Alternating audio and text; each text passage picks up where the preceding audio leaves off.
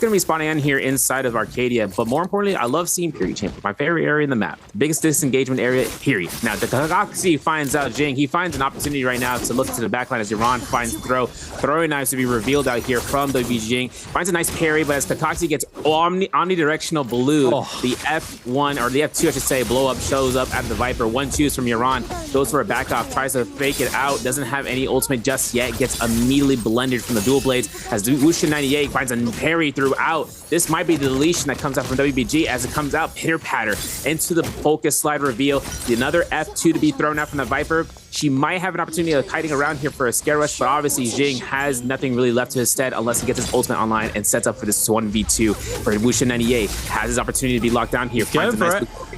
He'll be cooked right now for one blue focus, but that's going to be no connections of not a taboo, but a horizontal from those dual blades. Jing's caught through, finds another F2. The sustain, Jake, coming out from the zipping. It's astronomical. Yeah, it was a lot of sustain, but that was still very close. Jing did a fantastic job of trying to almost turn that fight around, but now we're cutting over to FPX, who've got themselves in a fight with 5-2-1. Yin already a little low. Nice parry coming in from Fu Yan onto Yin as they're just going to be going down. FPX making very, very quick work of 5-2-1 there.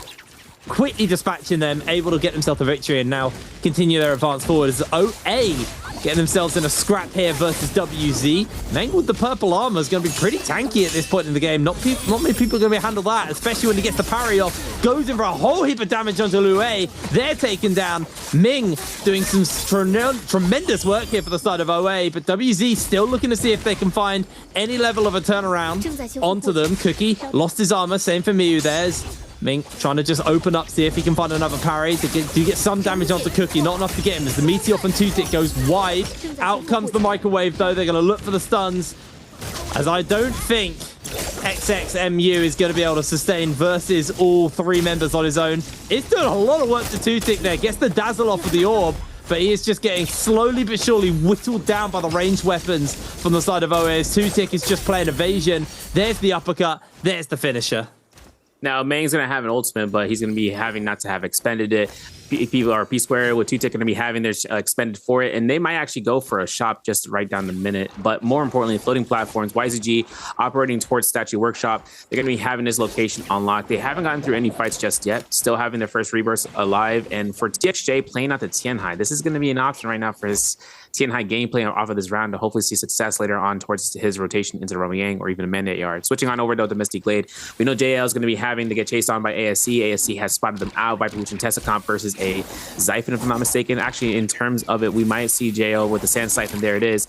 Obviously, Xiao Luyo, as his name is called. I'm going to go for Xiao. He's going to be going ahead and be in the lead. But for the Thunder Coins, JL actually denying the Vopai's essence with that Thunder Coin will be massive work, considering that does deny any Viper Lucian Tessacomp to have that Jade. And especially if ASC were working towards that. For Xiao Yuan, having 8 grapples to his name, floating platform is going to be looted up by JL. They're going to be going ahead and splitting up here. Mulch is not going to be the one left alone. It's going to be the Takeda, and he has ultimate ready to go. But for Wonfong, if he finds an invasion policy here, he could go down there, drop an ultimate, and starting these fights. Switching on over to the Jade Pavilion, though, we're going to see a fight between DRG and Team Bout as Kakashi locks into using his Tianhai ult. Yeah, throws it down, but everybody immediately scatters, and Kakashi not really going to get much value out of this. It's already lost a lot of its time. ZZZ's going to transform himself just to make sure, but he's not going to get caught. Nice grab actually comes in from Kakashi.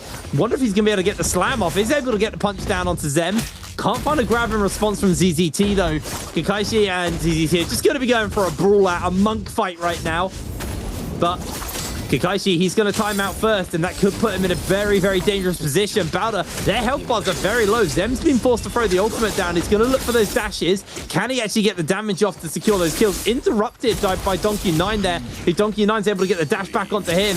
Zem going incredibly low, making a run for it. Still got plenty of dashes to work with. He's going to start to absolutely rip through the members of DRG. Seeing if he can get a little bit more in, but the healing has just been a little bit too much for the side of Bowder to really commit to anything more. I say that as Zem immediately finds that last dash into a kill onto Kakashi, taking him down, finds himself knocked back briefly there. Nice little parry comes out as we do see a whole heap of damage. Bowder able to answer back onto WX98 as now they have the man advantage, 3 versus 1. Donkey 9, not long for the world. So let's give me another kill over to Zem.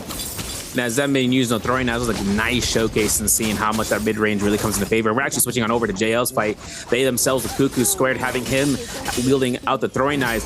Zhao Wen finds a nice double parry, sap hit, double hit comes out here, double elimination actually coming through from both sides on each end. 2v2 situation. One Fong finds a nice parry. The F2 is committed towards the Tesla ultimate in a great position for the uppercut and an immediate kill on One Fang. And finding this enchant would be a great moment against Cuckoo, but he has that 2200 HP shield. He's going to find a nice dazzle on the side where he finds Zhao Wen without any armor now. As Zhao Wen looks to tap dodge here and there throughout the building, has a 900 armor swap, that blue armor rarity that's giving him enough reason to go right back in.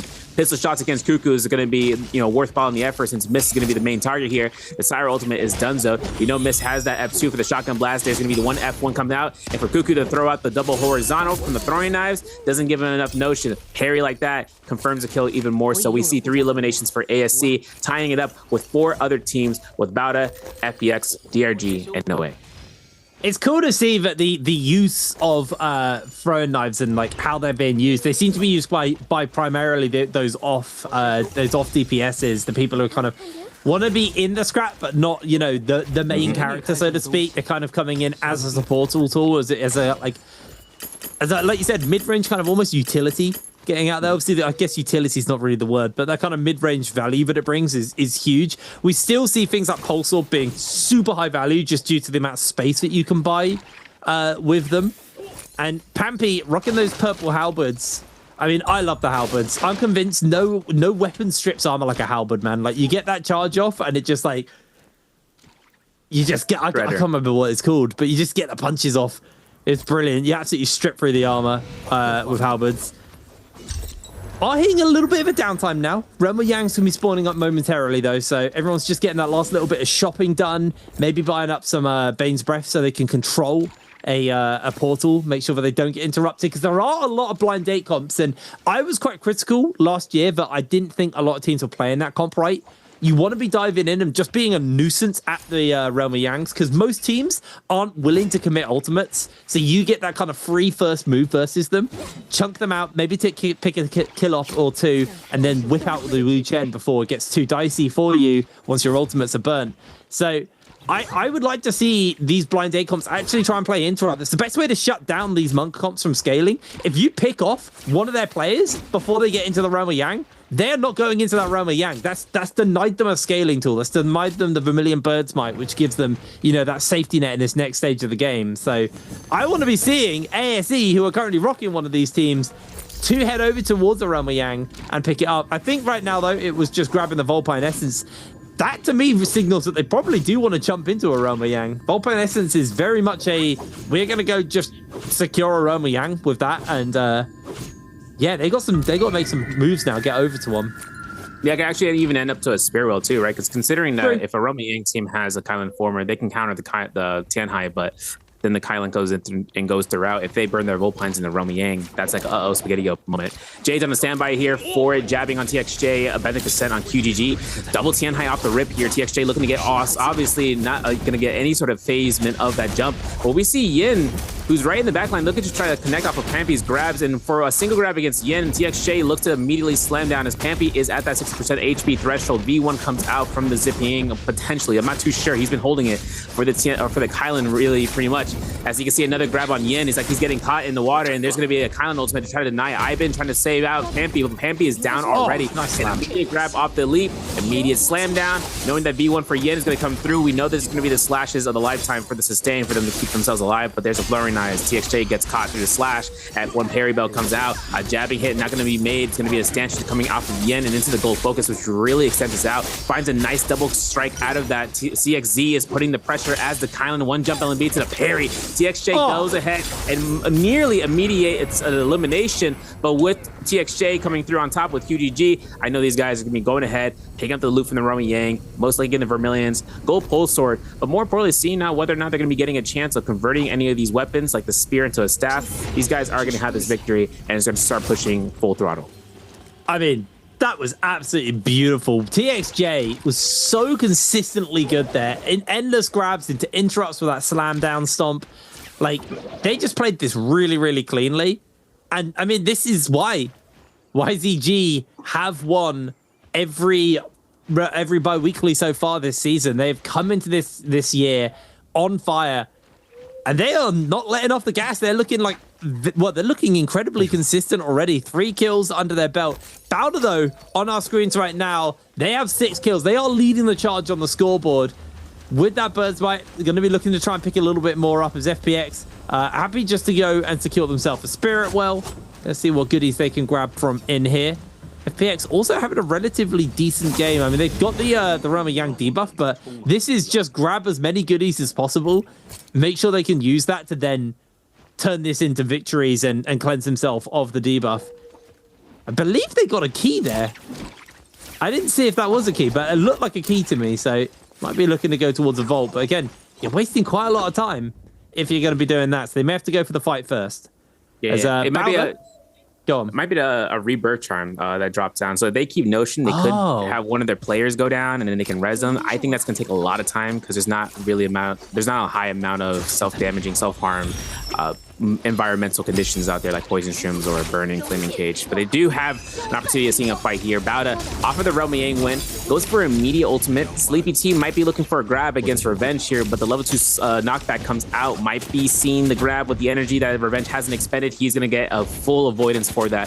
And for Sleepy T, might be the focus of the lobby, I'll be honest, because QGG from this point, he is getting a nice angle off of that. We can see cannon shots coming out from the top side. TXJ looking to go ahead for those and seeing about if he can go for a full confirmation of this kill, maybe even pushing into ZZZT's location. Nice tap dodge. TXZ is kniving the heck out here, and for it, there's going to be a slam down for the V2. The heal back is insurmountable. The elimination is a lot faster. Fighting out between 2 targets here. 5-2-1 are looking to try to be in the middle of all this fight. No ultimate yet for Pampy. Fighting a jabbing to the face. He's going to proc ultimate, and as the fight ensues, you know, TXJ, he still hasn't propped his ultimate as the other Tianhai. No, he's still holding it on. Nice and comfortable here. Pampy looking for grabs, not really able to find any yet. TXJ is just being juggled around. He needs to ult. He's going low. The bell gets popped. The slam comes in. TXJ didn't even bother ulting. That is going to be a cleanse over to the side of 5-2-1. Pampy, though, getting frozen up, and the lockdown's too much. He's removed. Wasn't able to get the cleanse off in time as WZ, also with that Remo Yang debuff, have just jumped into the mix, jumped into the action. They need to start cleansing members, though. This could get really dicey for them. Then FPX now chase it a little bit further forward. They still have that Mystic Might. They don't have that revive, though, but this is just an absolute all-out brawl here. Charms comes down. That's going to be the Viper stuns from Junks as well off the back of that. Kiki will try and make a break out, but he is going to get charmed up. He is going to get locked down. Another dash through from the testers there, but it doesn't quite hit, and there are going to be all of the Blind 8 comps just piecing out of this action. It got a little bit too hot. It got a little bit too heavy. FPX, though, got a minute left on those revives. Not on the revive, sorry, on the debuff. They need to get some kills under their belt, and Miss being juggled around here. Kiki with those throwing knives is just doing his best to keep people at arm's length. But with 50 seconds left, I think FPX may just be a little bit done for, unfortunately, for them. They're out of tools, they're out of time, and there's no one for them to kill, so they're just going to have to make a run for it. And except for this game, it's a bit of a sad state for them as ASE continue to chase. WBG also doing the same thing here. ASE don't have that debuff on them, so they're sitting quite comfortable. But that was just an absolute explosion of action. Bowder went up to 9 kills from everything. FPX up to 6, 5 onto OA. Alliance pick up 4. YCG only got a single kill off that one, unfortunately. So it wasn't quite as hot a game for them as WZ also making their way out. Unfortunately for them, they're just going to die inside the zone. Not really too much they can do about that. Although, actually, no, they have 1 player left, so they can get a rebirth charm. Very smart. Totally missed that. Nice play. Although, are they going to get hunted?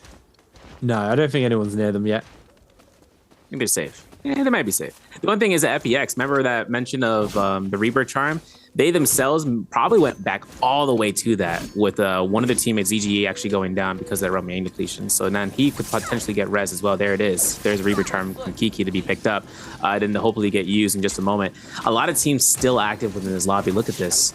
got 32 players left in the lobby, dogs. Like, that's a lot of players being readily available after Roman Yang 2, which means this endgame circle is going to go astronomical. Because, you know, YZG, they're taking a Roman Yang number 2. They got themselves that jabbing, like I mentioned, from TXJ, having that Infernal Slash given towards their zipping. Maybe not seeing that. We might not see that coming up from QGG, but we are going to see the drop down here for the blue focuses. Most likely TXJ having the opportunity to be on the ground level, the first one on the floor, and having to fight out Cuckoo. There's the V for the Syra to have the F skill. TXJ immediately ultimates. We see the Tumult to be using to kind of space out, but Xiao Xiao almost gets caught, but the Tumult circle just saves him. And for Xiao Xiao, he gets saved by another Tumult's end of the circle. The circumference is just too much for TXJ, and he takes a lot of time trying to hunt this down. The throwing knives from TXJ, or for actually should say CXZ, he's trying to catch any targets in midair. And for TXJ right now, having no one in his line of sight, not having anyone to confirm off of this, just makes this a really difficult endeavor for TXJ. He's going to look to try to hide behind the pillar for a reset, but Cuckoo's already there. He's going to throw out his throwing knife blue focus and then immediately into a Syra ultimate, going in immediately for Dazzles. And since there may not be in the Kylan ultimate to be ready to go here, he's going to look for the slashes to kind of confirm as much as he could to disrupt her. Cuckoo finds some nice immunity off of that and goes ahead and throws out these Dazzle orbs as much as he can to try to confirm it. He gets caught by one Kylan slash, but Kylan knows he can't commit the second one. He gets right back towards his team to try to support them in these times of endeavor, but there's one down. One Fang goes through 2v3 situation right now, and the Kylan slash confirms the jump R&B, and you know there's going to be a death store right now for Xiao Xiao, and for right now, Cuckoo's going to be the only last standing moment, but YZG take another Roman Yang dub. Yeah, even with TXJ not really having too much impact on that Monk, still able to make it work for himself, happily get himself into that, and yeah, YTG secured themselves another Roman Yang. Really, really impressive performance from them so far. They're going to be very scaled. And going back just a little bit, because you talked about how there's probably going to be a lot of players in this final circle. That is like a Monk's dream, man. Like, Padoria is a map where I think Monk does shine. It's a very, very open map. Lots of open spaces to find those grabs. You're typically going to have a good final circle. And they're scaling up on the side of YZG, and it looks like there's probably going to be a lot of targets to choose from for these grabs. So all of the Monks are going to be having a time of their life, almost going back to that Buccaneer era of Monk comps where, you know, most of the lobby would be in the final circle, and Monks would just be grabbing Kurumis from across the circle, basically, and going for it. But no Kurumis this time to be picking off as Fuyan goes down in this fight here versus ASE. ASE actually able to start and turn this fight around. FPX getting absolutely brutalized here by ASE. Mist continues to apply some pressure. He has himself the ultimate. The throwing knives come out there from Kiki, but he is going to get himself in a bit of danger. Throws a free range up off, gets it onto the free, but I don't think on his lonesome he's going to be able to hold. ASE take FPX out of the lobby, and that's only our second team eliminated. 5-2-1 being the first out, FPX being that second. But they have 7 kills, so it's not like it was a particularly bad game for FPX regardless. Yeah, 7 points coming out here for the placement of 10th. Maybe not having any placement points, but that's going to still be a lot of points compared to some games that some teams may end up having. And now for OA, having their approach inside of the Skygaze Cove, they're going to be on the nearby side of ASC and WBG. WBG being able to spot out ASC's comp, and this is both blind date comps going out one another. For WBG right now, 2 gold Jades on standby. Jing having himself on the purple spear, having V2, F2 for the variation for Viper skills to ultimates. And for Jing to actually be on that spear as well, it's going to be a really big blow up that he's going to take full advantage of. Another thing too is that even with the F2, if he scales off of a gold weapon, right, that just becomes into a big blast, big Blastoise moment. For Two-Tick, having gold halberd, same ordeal, except this time with the F2 and his V2. So in any which case scenario for Two-Tick, if he goes for the blow up, that's just because of the scaling that really comes out. JL though on the sightlines after the loss in the Romy Yang, blue armors all across all 3 of them. And now for them to hunt inside of Imperium, they're not going to have anyone around here except for YZG showing up, which was the previous fight that they just had in the Romy Yang. And the YZG buff for Draco Storm is still active for the next 50 seconds. Even though Romy Yang depletion is going to be expiring in under 3 minutes, JL have to take the decision upon here if they want to take that fight, if they get spotted. But it's up to whether or not YZG want to commit towards this chase. And they're stacked out. Gold Greatsword is going to be picked up from that Romy Yang. And for it to be on towards TXJ, especially the Tianhai, the scaling right there could immediately kill any one of these targets, especially off of blue armor. And they may not even have any mitigation Jades to be stacked out. I mean, blue armors at this point with blue weapons means that they just had a terrible run in the beginning, but there's still could be a scenario here where they could come out as a third party, because you can see SR, they're right there, and they're chilling in the bush. If that bush gets struck, they found them. They see them, and they got them going through here, Jake. Yeah, Kiki's able to find out the members of SR.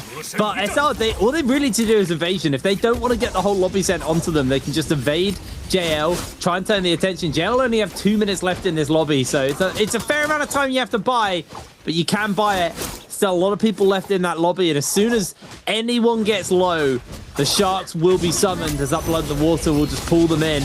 Down goes Zhao's ultimate. Don't believe the charm actually hit onto anyone other than just Cuckoo here. Sandstorm breaks out. They are going to immediately get caught out in the tether, and Cuckoo's going incredibly low, caught in that little knock up there. Lost most of their armor and half their health. Throws down the ultimate for a bit of a refresher there, and now it's just going to be playing from that high ground.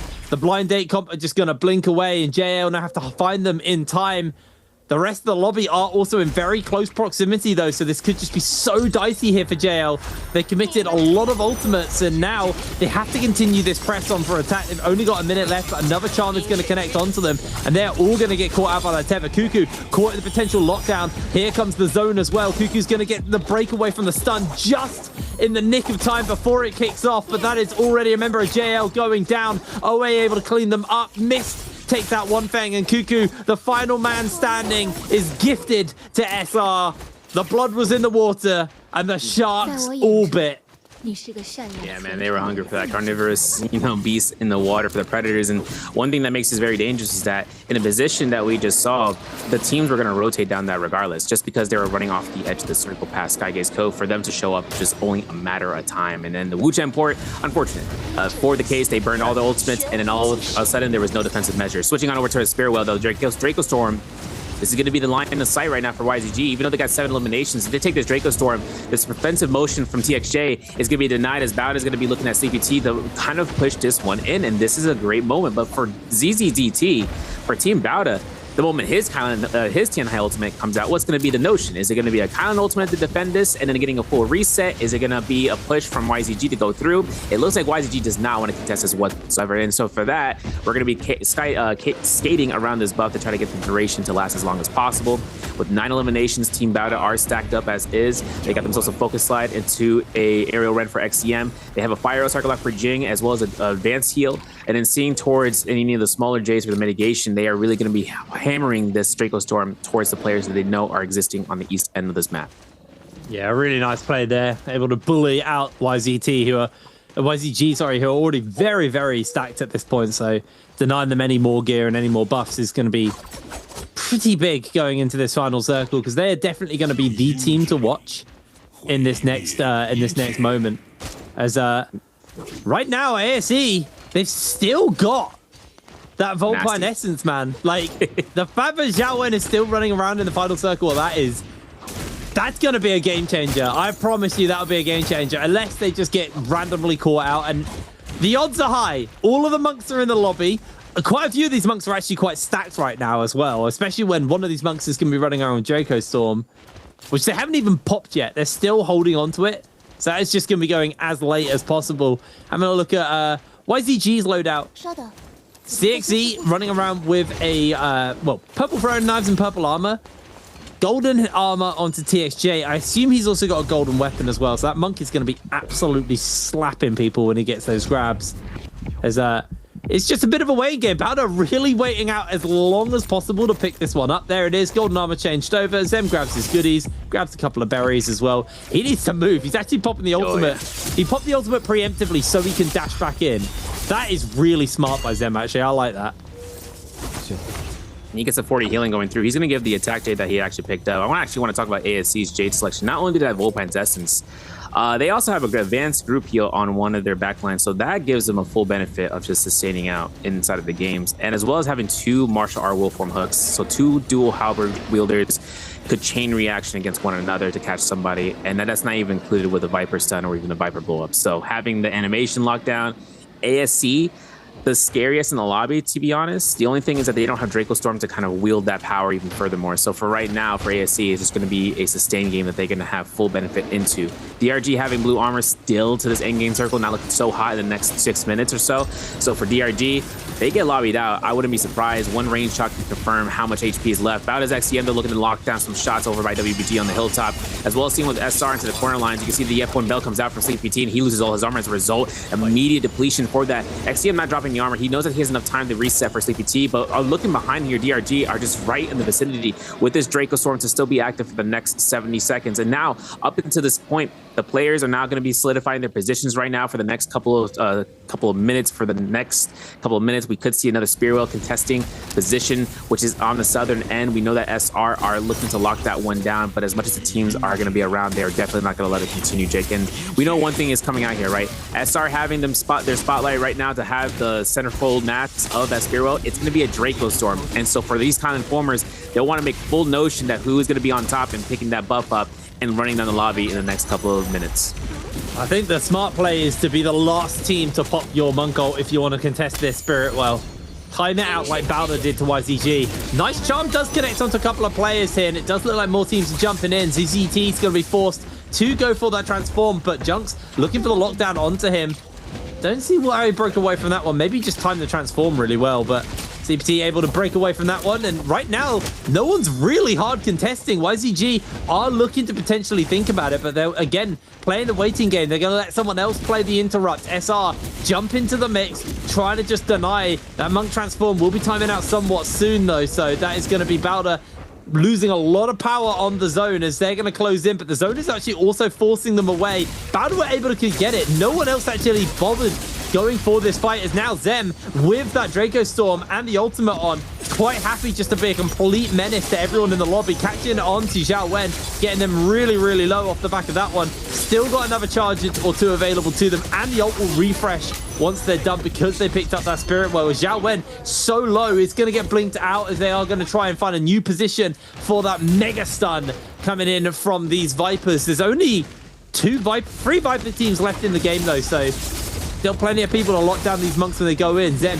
now with that ult back on again, trying to find those dashes. Has been silenced though, so it's going to make his life a bit harder. Sleepy T actually went incredibly low, had to be forced into the transform early there just to keep himself topped up, as everyone else is just playing evasion from Bowder. I haven't seen a final circle this busy in such a long time. Yoran is going low, but he is blinked out in the nick of time by his team. And now the lockdown looks to be coming in from a Viper. Can Jing find that lockdown, find the stun onto Sleepy T? Looks like he doesn't. Again, looks like he just gets out of range, and it's not going to be enough to find the lockdown onto the monk, who's going to be de-transformed. Remember, he's low HP. He's going to just top up that armor again, get himself back into the action and keep himself going. 2 minutes left in the lobby. 22 players left in the game. YZG, they have played this very, very calm. They didn't commit for that Spirit Well. They know they've still got control right now, waiting for that opportunity to push the button and go forwards. Bowder, with that buff, weren't actually able to really get too much of anything using that one, as now TXJ's gone for his own transform. Bowder still have that Draco Storm on for another minute though, as there's going to be one grab there from the side of TXJ. QGG is going to be able to finish the kill up for him as they're looking for another couple of grabs. Revenge looking to make a breakaway here from TXJ. Is able to get onto Revenge though. Is going to go for the punch. That's another kill over to TXJ. Is now YZG going to be tying up the score with Bowder on kills, but they've lost their monk transform. 2 minutes left in the lobby.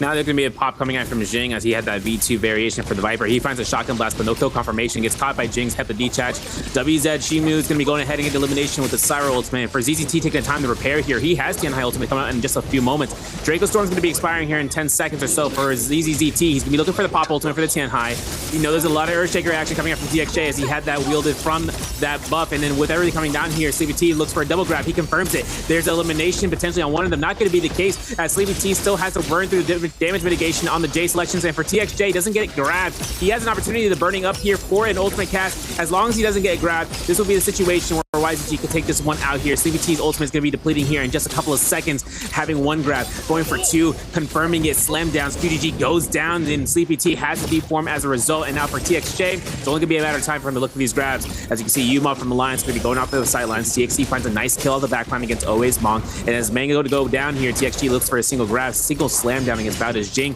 and looking again, looking right behind him at Team Bowder, he finds XCM. This is going to be the miracle work right now for the elimination, and NY7 confirms the kill, steals it, in fact, from from his hand. And for TXJ, another 5 seconds to his ultimate goes down here, finds a nice double grab. Situation comes into dire straits. He finds it. It's going to be elimination to elimination. And as QGG goes ahead and has that ultimate still not active, CXZ is going to go on the reciprocation, and he finds one slash. He confirms it, gets for another slash, throws him into the zone for Yuma, and still holds down the zone's position. For right now, YZ up to 14 eliminations, and they're looking towards 15. Yuma getting killed by CXJ's Earthshake in an impeccable combination. As it comes out for 15 kills, they're looking at 16. And as it comes out for this elimination, YZG take this point to the lead, and now giving NY7 a little bit more trouble. He finds a nice parry. He eliminates off of QGG. Bowders Jing is just sightlining into the sky. NY7 goes down. We're up to 17. And for whether or not Bowders Jing is going to go ahead and survive out the zone, the amount of pressure from these players are not going to allow it. 18 kills and having first round feeling like a championship round, to be honest. But as this round ends out here,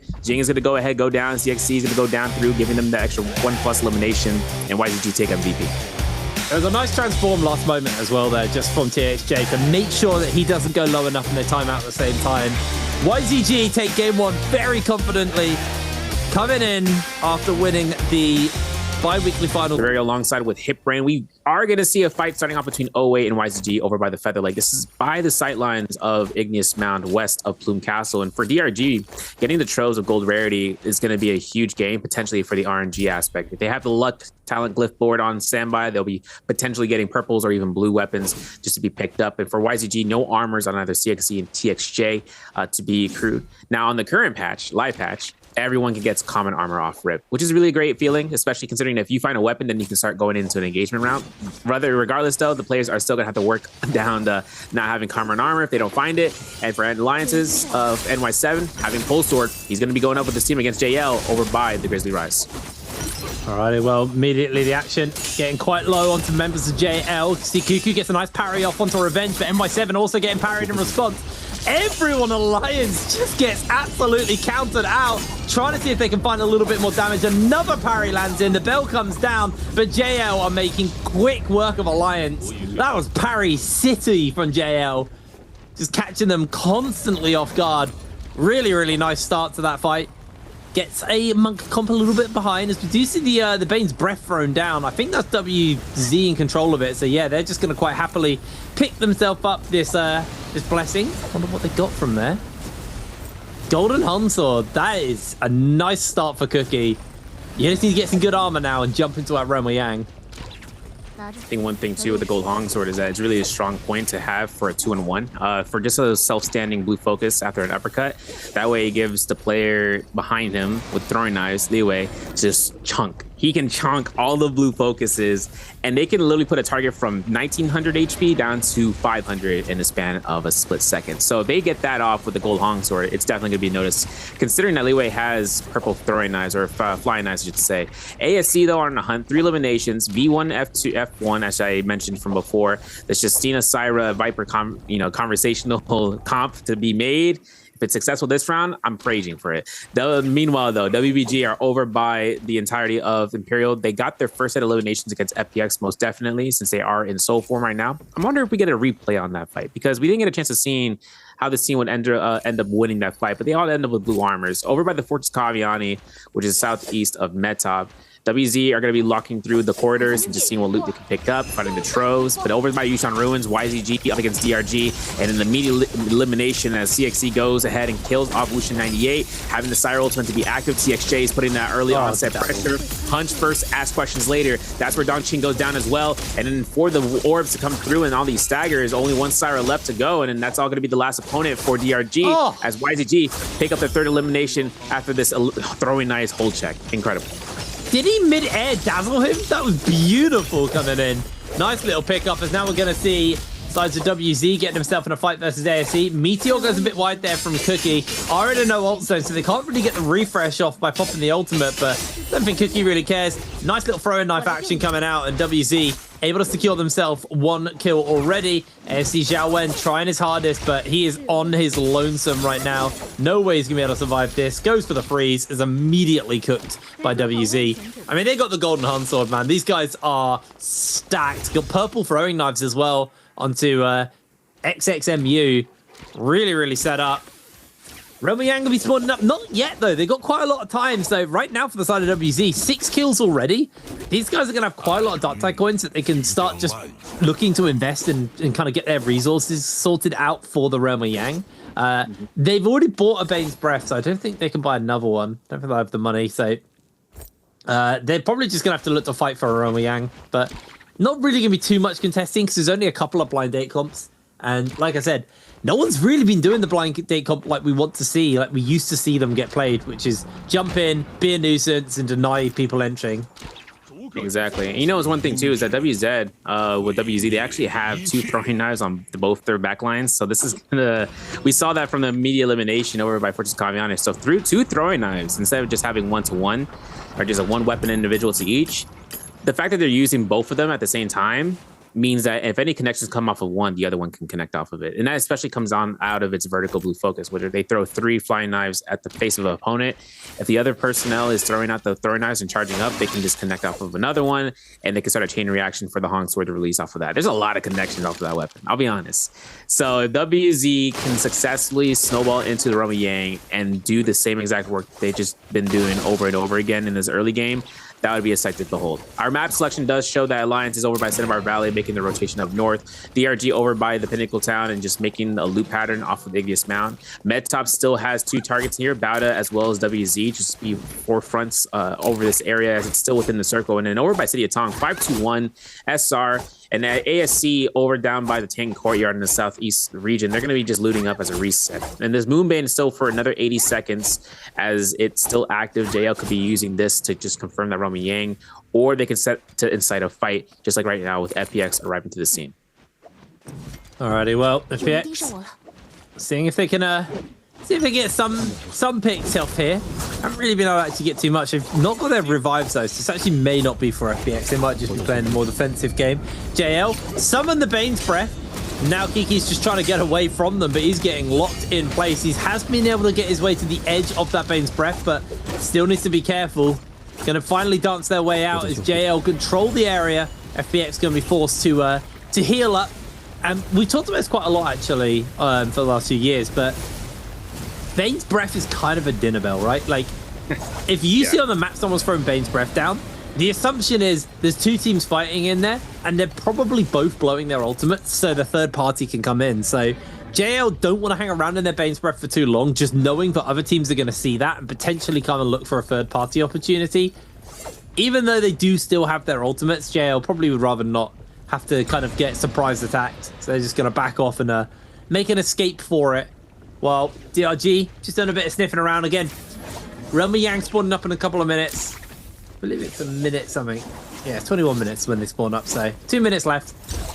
Then we'll probably start to see some action. It's been an incredibly passive lobby today, actually. I've been very surprised by this. I guess because both of the games have been very monk heavy, but typically we do not see trios this passive. It's normally a lot more aggressive by now.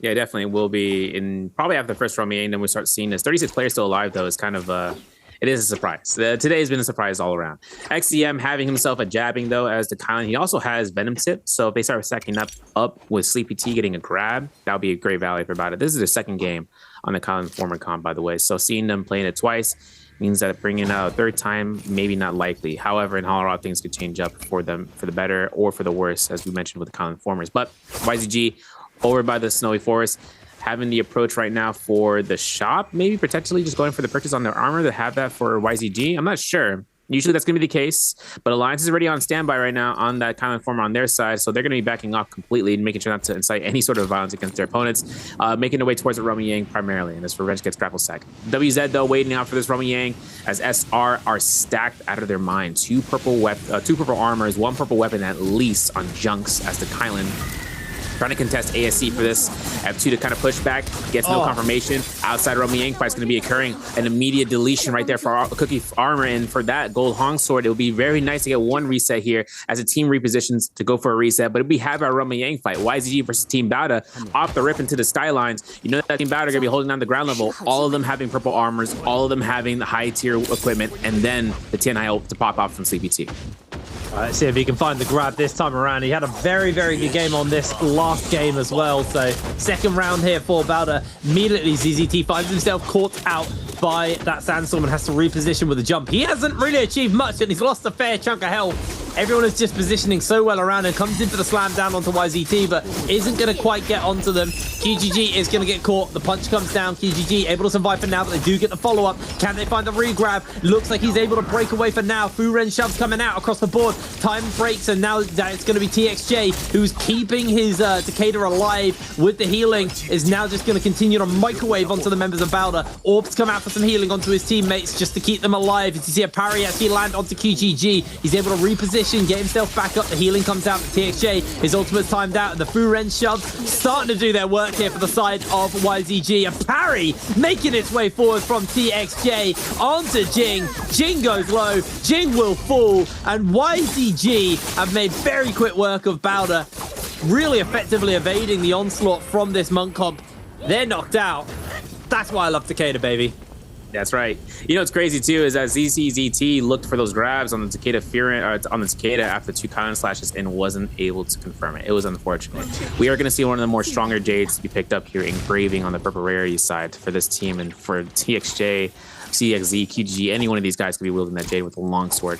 A free jump R&B blue focus. That's pretty much the biggest thing with engraving. And it does a lot of damage too. So for any sort of target to be caught by a stagger, it's just a jump R&B, and that's all the notion that you have to move alongside with it.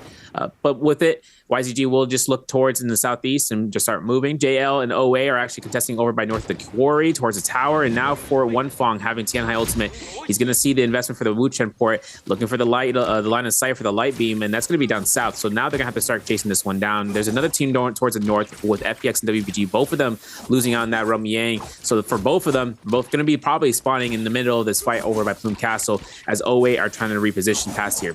High Squared looking to try to go off and making sure he can get a reset, but JL are not going to allow that. And as much as he goes through towards the Achilles crest, there's going to be one counter grapple from Monk to look to the back line. I like this position he takes, and he finds a great parry off of that to delay the timing for Wonfong to go right back in. And now they're going to be fighting within the threshold of the Achilles crest, where there's a lot of cover and a lot of line of sight to break off of. They're able to pop the urn there, just make sure they break away for one thing. Gonna re-slam down. Tutik able to break away, but no, the grab comes in. That's enough damage to finish him up. OA gonna lose a player already. There's JL now looking at WBG, who are sniffing around behind them. One thing needs to be careful. He's actually about to lose the Monk transform, and honestly, Plume Castle, not a position you want to be a Monk on. It's so hard to move with that new movement as the parry onto the knife comes through. One thing is just being made quick work of by WBG as they're able to pick him up, cleanse a member of their Rama Yang debuff. Leo, nice little pick up from him as they're going to look to hunt the rest of the members. OA have to use a rebirth charm onto their player who got taken out earlier.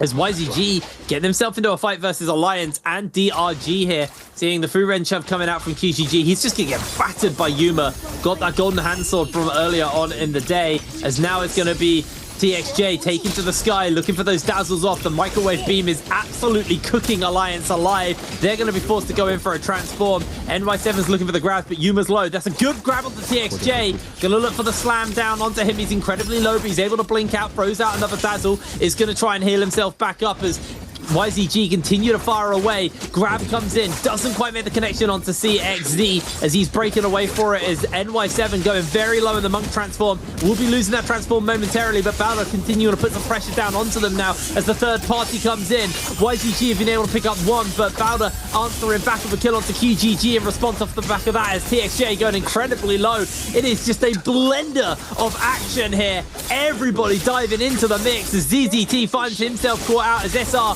using their Kylin dashes to shred through the members as Sleepy T is going to transform, Zhao's going to transform, but again, it's Plume Castle, man. This area is not a good spot to be transforming in. There's too much terrain to work around. You're constantly using your jumps just to reposition. They're just going to be playing catch-up.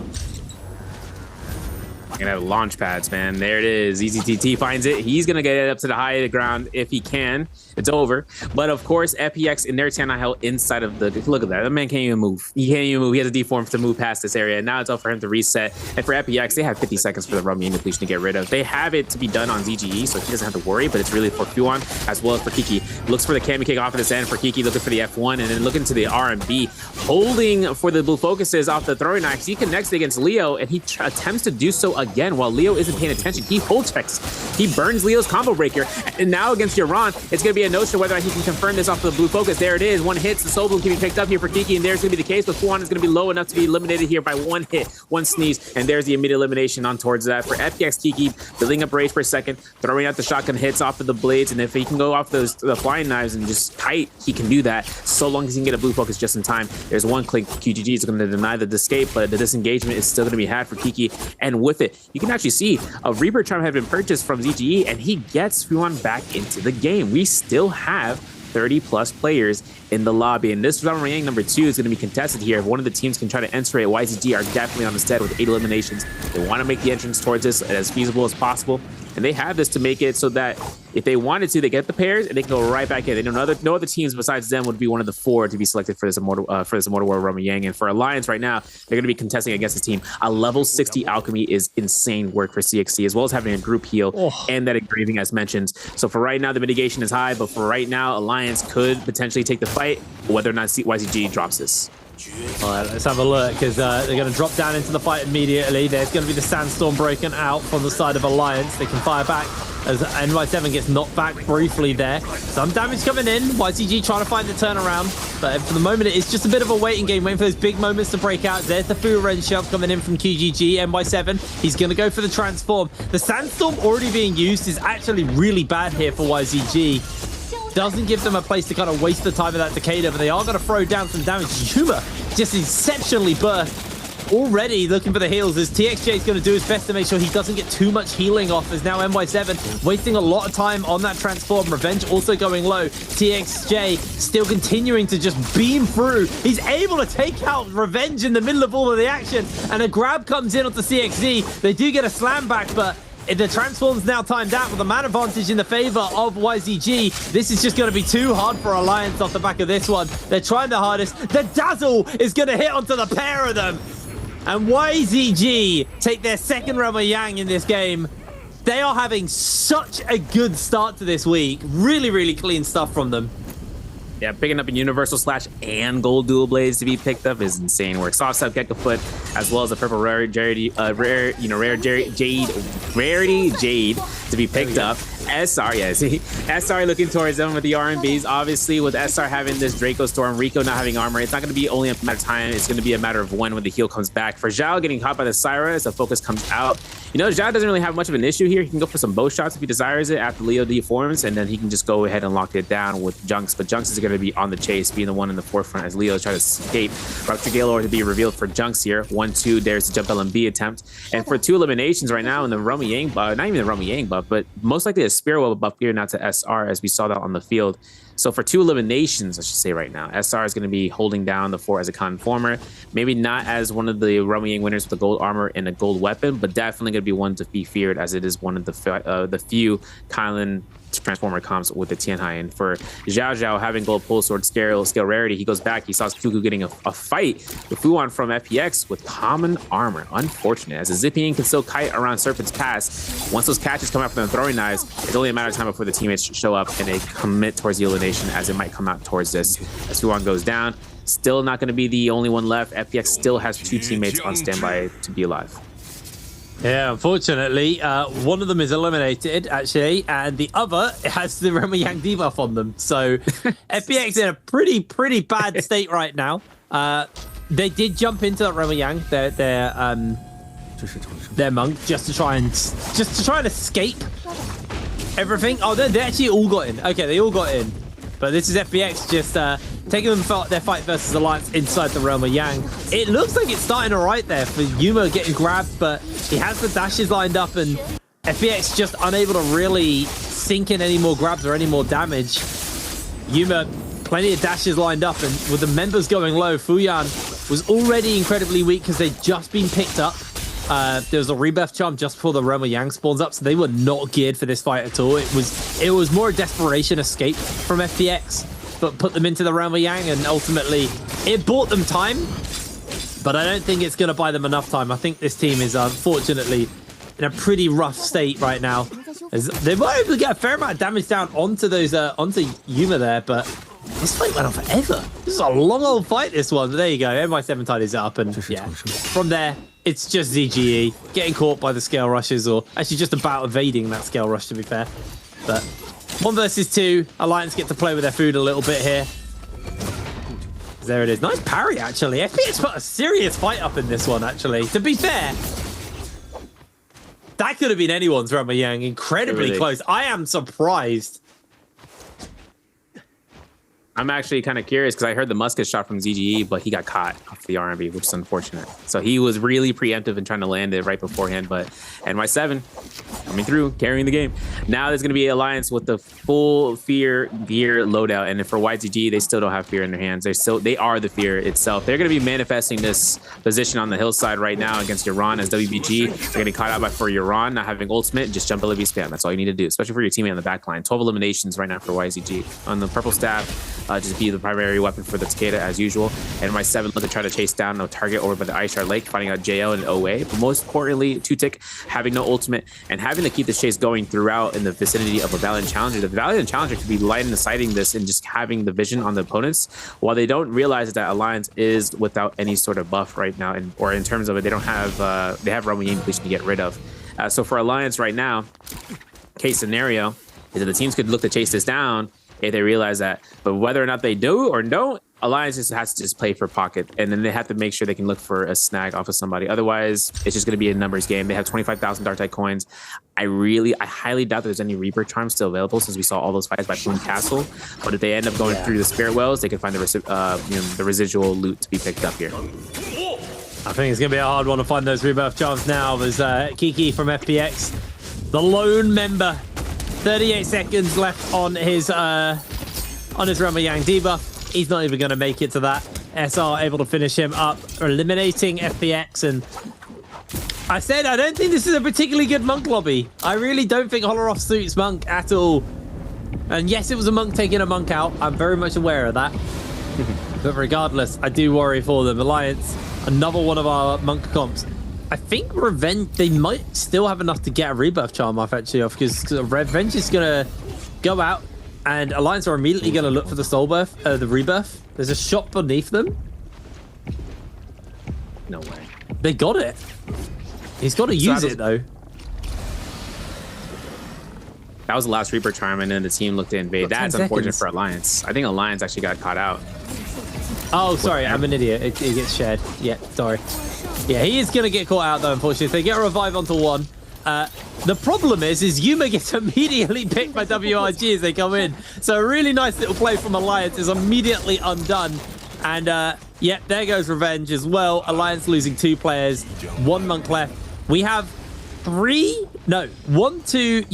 full Monk comps left in this lobby. YZG, 12 kills on the Takeda comp. JL also looking to get themselves a Spirit Well here, uncontested. SR are making their way over, though, to try and maybe contest them on the Spirit Well. So White Tigers as well, not quite as impactful as White Tigers in years gone. We all remember the final snaps from last year. Yeah. That's not quite going to be the same case, but still, White Tigers, going to be a nice buff to grab.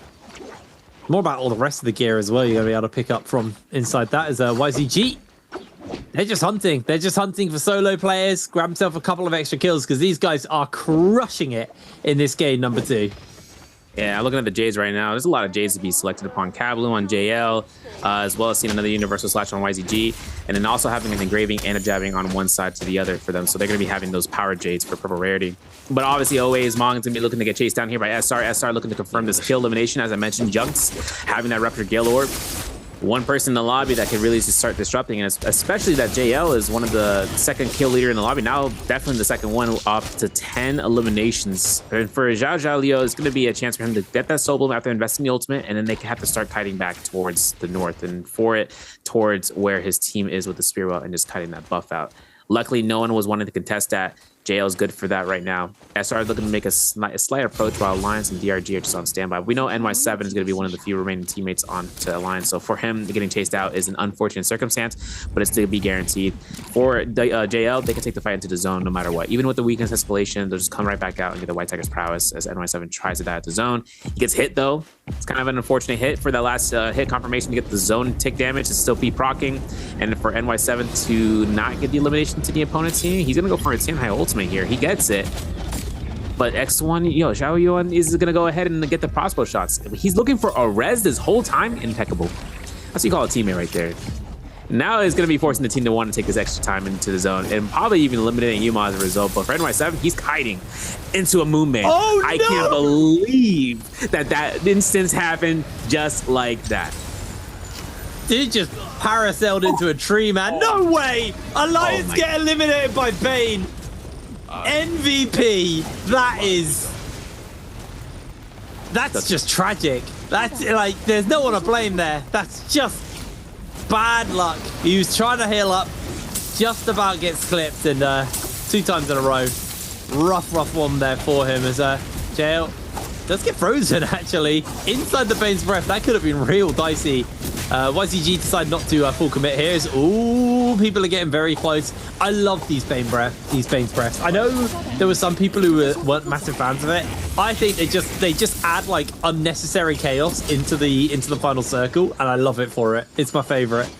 Does look like teams are going to be contesting for this next Spirit World. So Draco Storm inside of here. YZG going to throw the Sandstorm down onto JL and just look to try and force them out. The Transforms are coming out from One Fang. He's going to leap onto the members of YZG. YZG just ducked behind the building, and they're going to play Evasion right now. JL forced to throw a lot of big ultimates out there just to try and secure this Spirit World for themselves. Everyone else is going to recognize that this is a potential to jump onto JL and force them off. As in comes Kakaishi, transformed and trying to microwave the Monk. The Monk's going to de-transform, and immediately the rest of the lobby are going to recognize this as go time. It is Chaos City inside this Soul Well, as Zhao trying to find the grabs, not really able to get any right now, still looking for them. There's just too much terrain. Is able to actually pluck a Syra out of the sky, but gets frozen. They're going to struggle to actually get the slam off as they're able to break away, and Zhao's actually going low, has to jump up, de-transforms down, is incredibly low himself, and he now has to disappear off into the bushes away.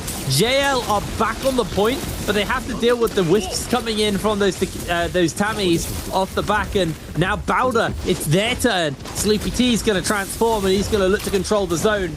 Last Monk to transform typically wins these, and I don't think any other Monk has a transform available to them. The problem is the other teams are still continuing to fire in. The dome has dropped, and this is dead center in the middle of the circle, so you are just fish in a barrel getting shot at this point.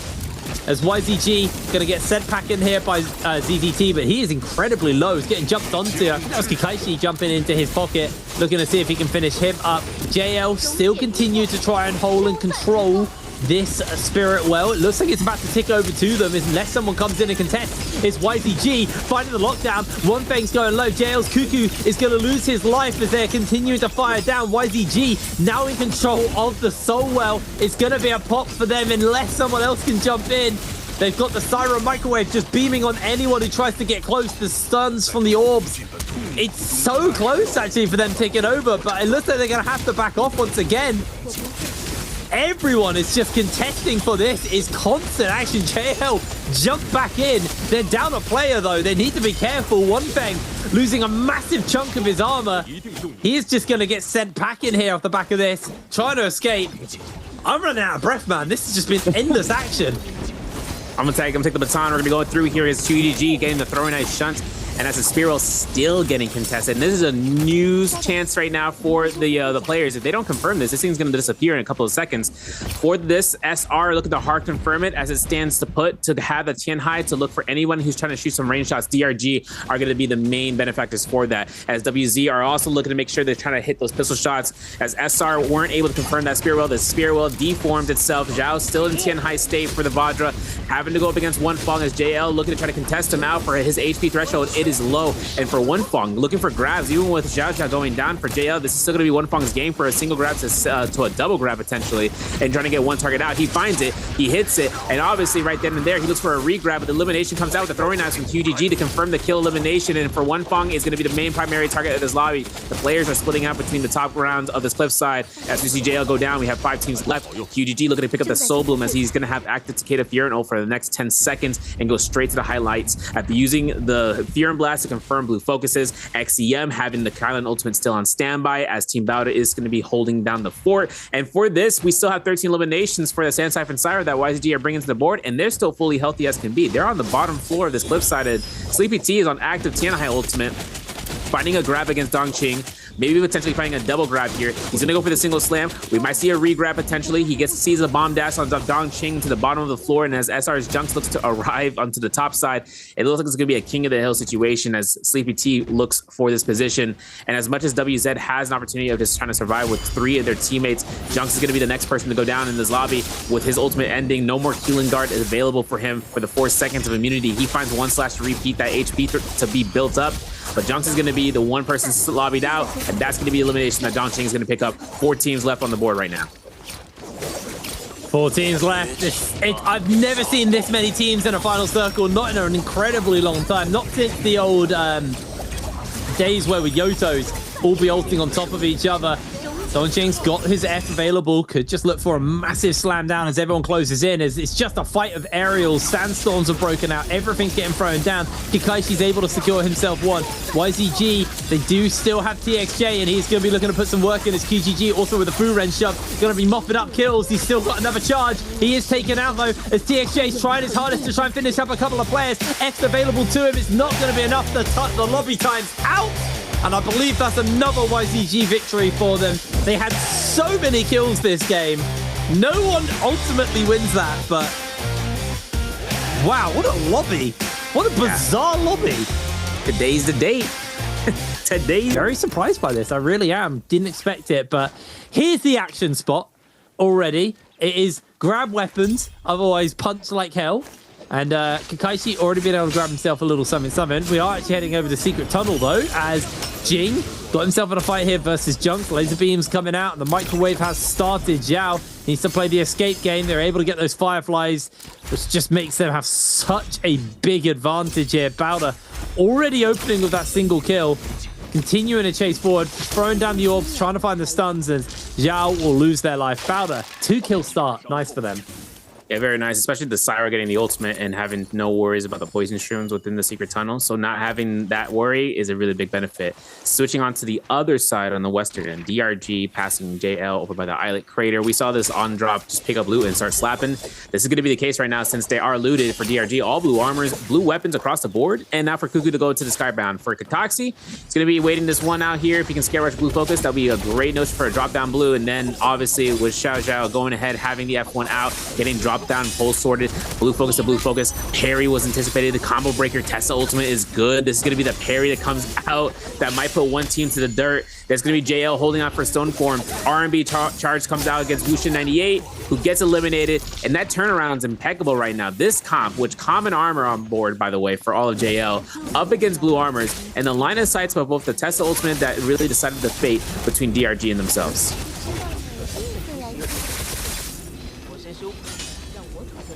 Donkey 9 on the run here. Going to get picked up by JL. JL nice able to secure that one. And I am surprised by the amount of action we actually had, considering how spread our teams were.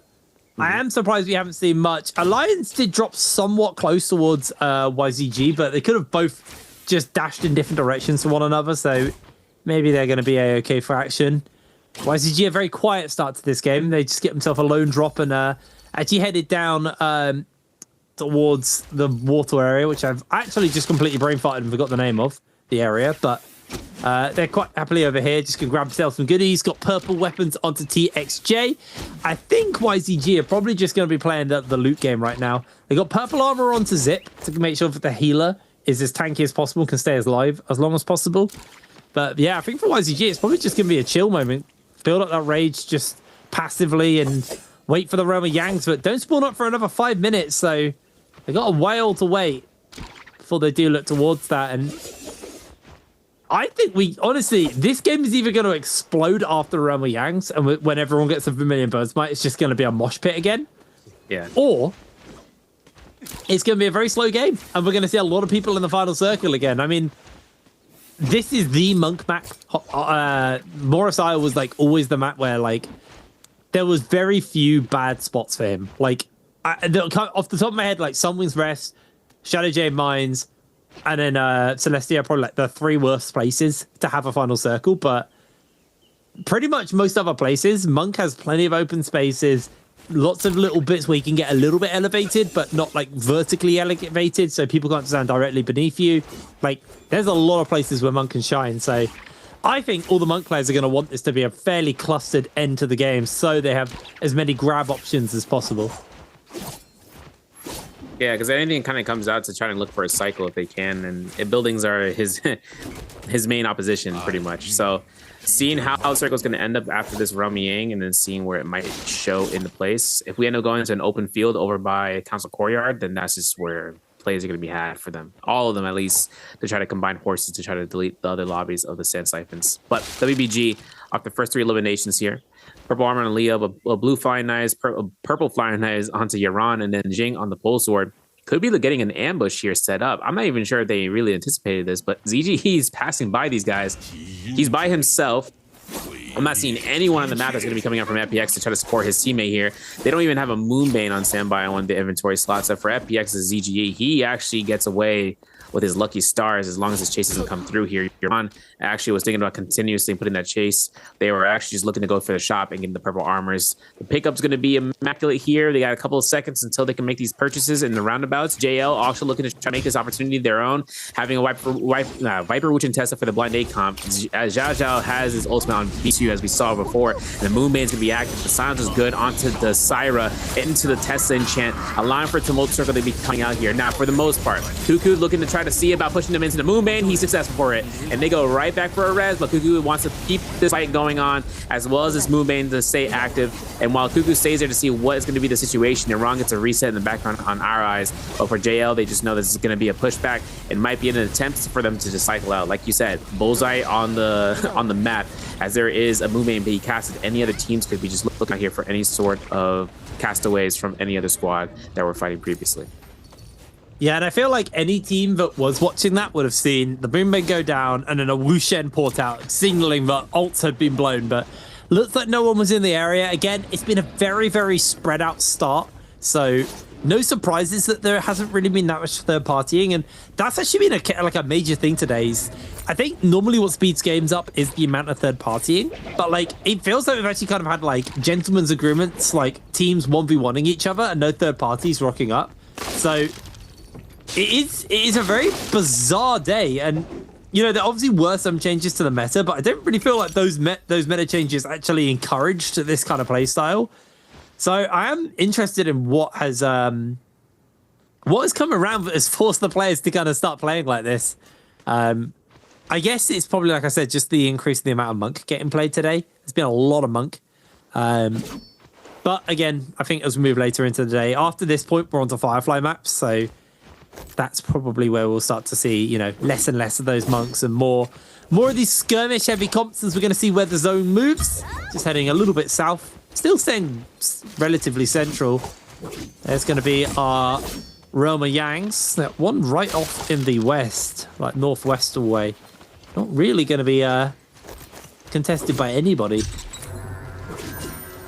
I don't think anyone's wanted to sit by Alchemist's Cottage, which does give availability for the other Roman gates that have more players around them. Over by Sunwing's Rest, 3 teams, WZ, WZ, I should say WBG. They're going to be making their way approaching this with a conformer comp on WZ. And if they take this Roman Yang, I won't put it against them. They got purple halberds, 2 purple armors at least.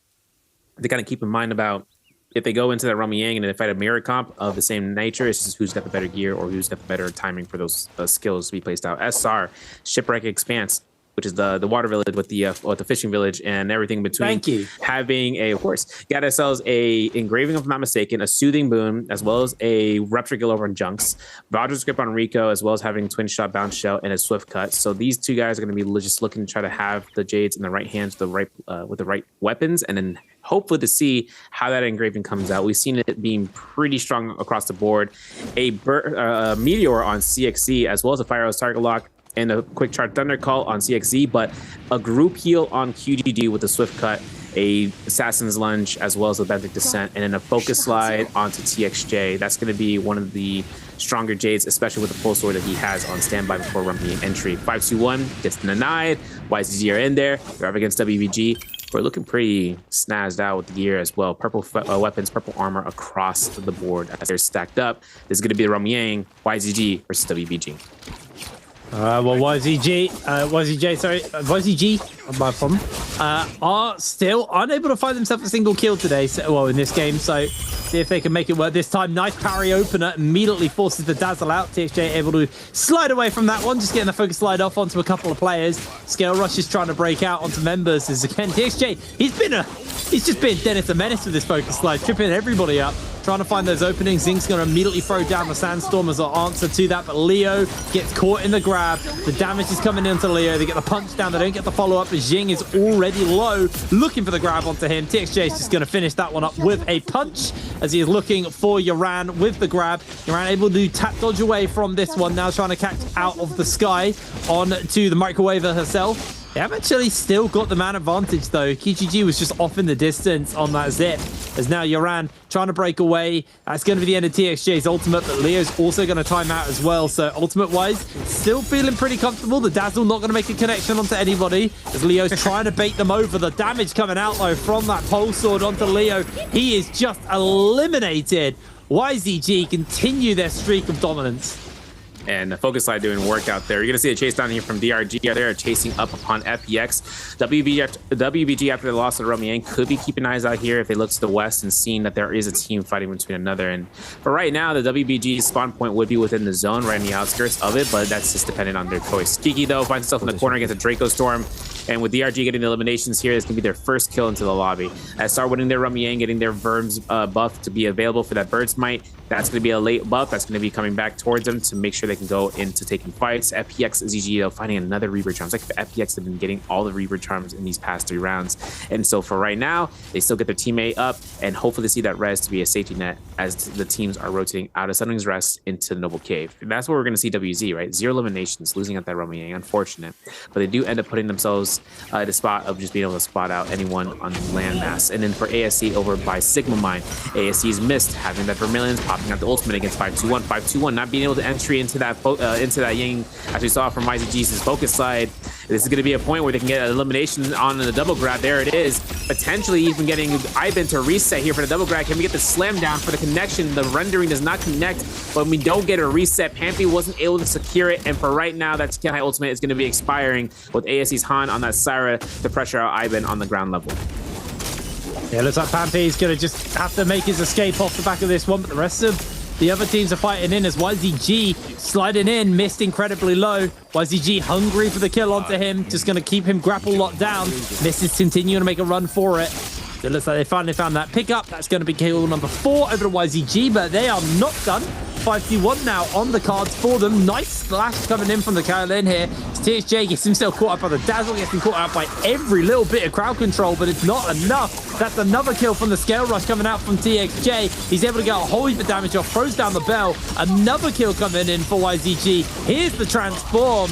They've got 69 seconds left on this rebirth, as that's going to be Sleepy T taken down as the stamp comes in. TXJ just jumps into the Sandstorm willingly as he's now looking for more grabs. I don't know if he's going to be able to get them from within that Sandstorm, so he just jumps forwards once again. Rico plucked out of the sky, looking for the grab onto Junks. Don't think he's going to get it, so he just gets the punch onto Rico. Looks for the regrab. That's going to be the regrab coming in immediately as he may be able to get a clap off and almost finish up Pampy. Pampy goes down. No, Pampy holds his life. As that is going to be Zhao getting picked up. TXJ will get eliminated, but they have that rebirth charm. YZG happy just to go down after that. An absolutely huge performance from them. QGG has been locked down. They need to kind of get QGG dead soon. Otherwise, he's going to lose his birthright. There he goes. Disappearing off, and all of QGG get away. But that was a very successful use of the Bird's Might for them. They came in with 3 kills. They're left with 8. Yeah. YZG really making it worthwhile for their effort right now. And OA is looking to try to get some action as his ASE's Han with those gold flying knives are going to be thrown out. Now, while the tether is active right now for this Viper for 2-tick, it's going to be a pop and an Asan. So for right now, Han has 4 seconds to decide upon what to do next. He lost his teammate Mist. He takes a full blue focus to the face. He wants to just throw out these quick blue focuses if he can. He's looking to high risk maneuver this, and he's going to go ahead for the pressure of making sure this res can be occurring. Mist getting a full reset off of those orbs, and for Han to just keep the team in a defensive position, but 2 ultimates were expended here. Mist not having his Takeda ultimate ready to go immediately. This might be a dangerous position, but they're going to go to the zone to try to cut away from the Viper team, who could be waiting for them to approach this area. Now, off of this, we still have second Roman Yang to be spawning in here. WZ still in that Roman Yang depletion mode, which is unfortunate, but they still have to fight. They have to fight in something in the next 40 seconds. Otherwise, it is not going to be a good chance to get those points because they are still at 0 eliminations. 2 purple weapons, or 2 purple armors on standby too. So this is really great loot that they have. It's just not having the luck to find anyone here is unfortunate, because we saw a plethora of players at this area for majority. They were even in soul form looking past in this area while we saw them in, just waiting it out. But now they actually lucked out. DRG over by north of the islet crater were spotted out. So now with the next 10 seconds, they knew there wasn't enough time to confirm a kill. They knew that they shouldn't be giving the eliminations to anybody. And this is going to be where WZ goes down completely with the Roman depletion, with an unfortunate circumstance.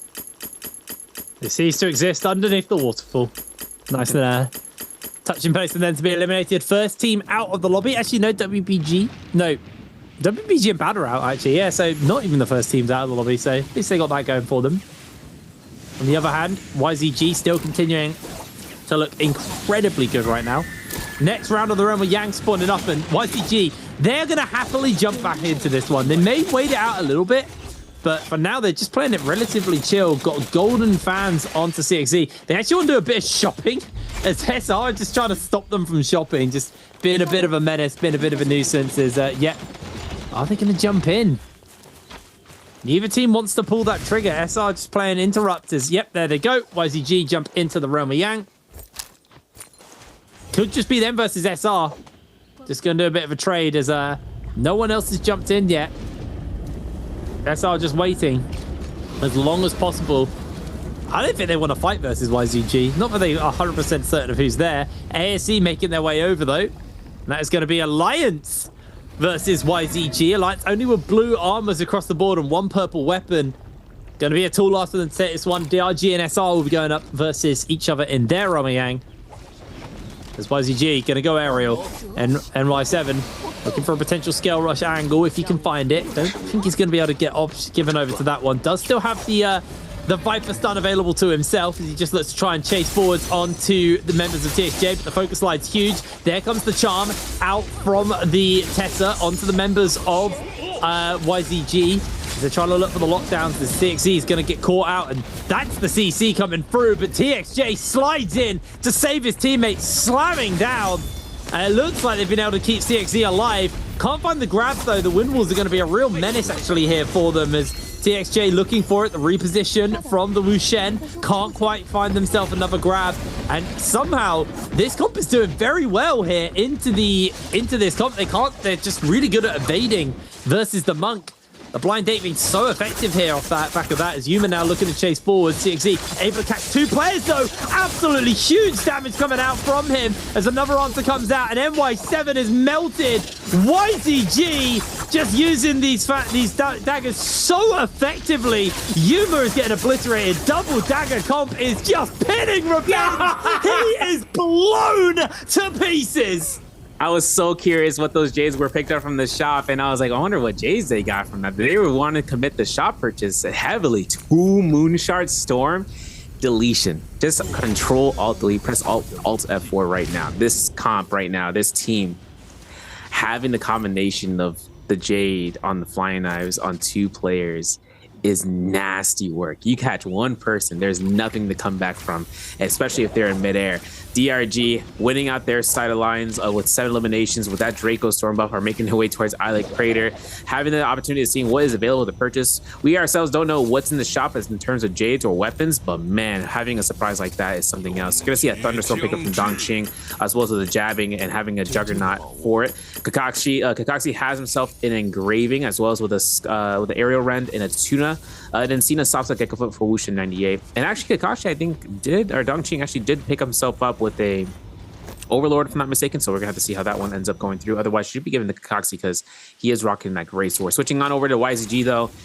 2 purple armors now, 1 gold armor, and another gold weapon to be picked up throughout this Rumying win. So for right now, seeing how they're going to be co-piloting this lobby with 27 players still left alive. Alliance is going to be just snaking around just for a moment before they start dropping into the spawns. And for FPX, they themselves going to go ahead through and seeing about their buff ending, but with YZG, they're on the hunt right now, and OA on the vicinity check to see what is up. DRG looking to pot shot FPX over by Islet Crater. 2 purple armors and still 1 blue armor on FPX, while DRG is still rocking through with the massive gear. That is an understatement for what they have to be accomplished.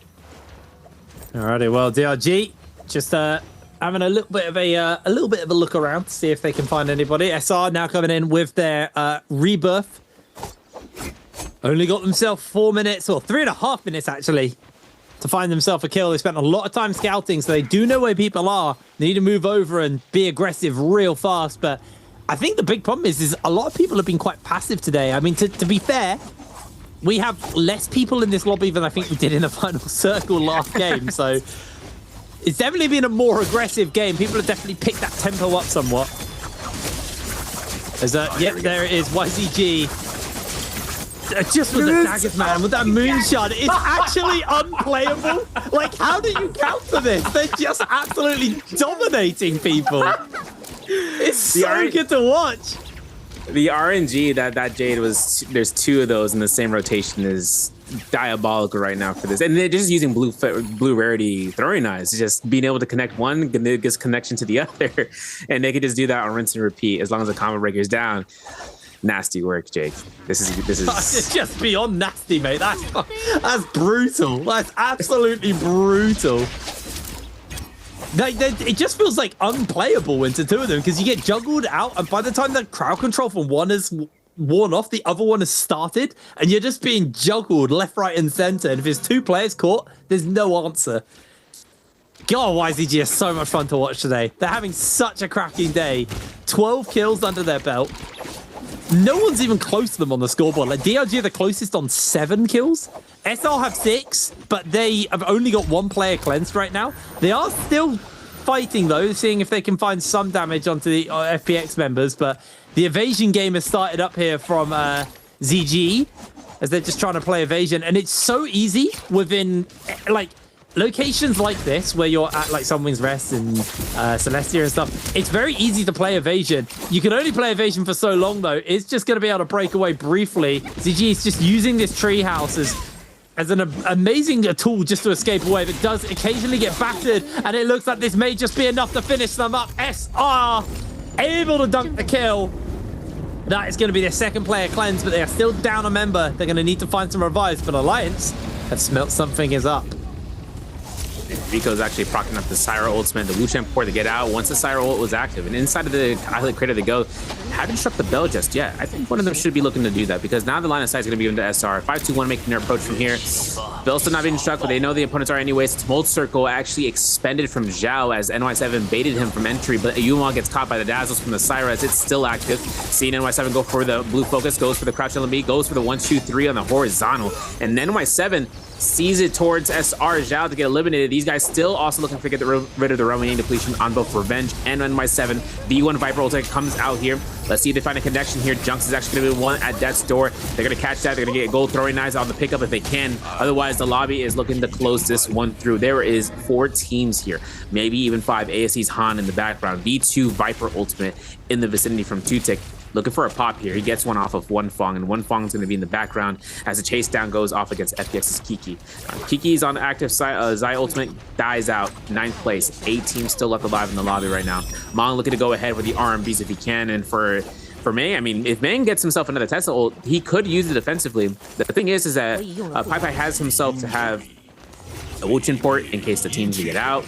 And if he goes for the Wuchen port to get the teams out, everyone can see where the light beam is. It's really a counterintuitive ultimate, especially in this position where all teams are looking at all lines of sight, and they can just look at where the team might end up and just might disappear off to.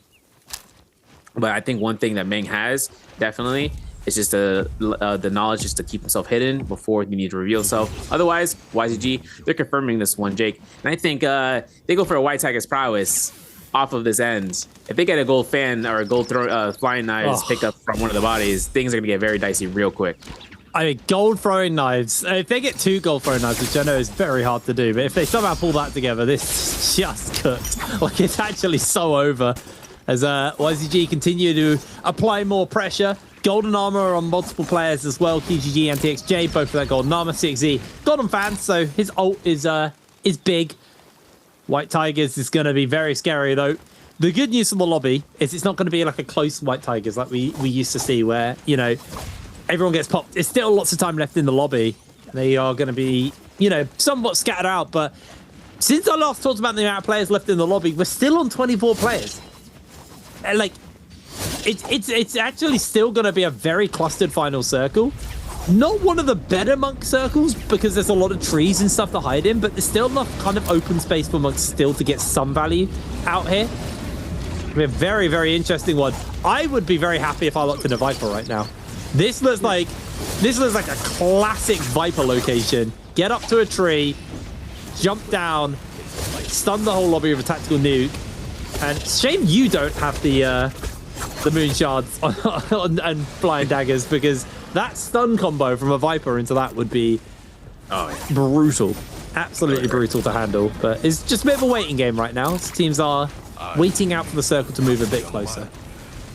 I think one thing too is the lobby needs to understand how much of a threat this team comp is with the Jades that they have on hand, knowing that they may decide upon assassinating them, whether as a third party or as a direct confrontation with a Viper ultimate just to drop down into them. And that commitment is very, really enticing. The only problem is that another team could show up and just disrupt that whole process, and that would give a lot of headaches, considering that there's not going to be an ultimate to be, or 2 ultimates really, because the Tesla has to line it up for that Viper to get a confirmation usually. And then Wu Chen is still going to be on sightline duty just to make sure he can get the team out, or even shield walling from any sort of range shots.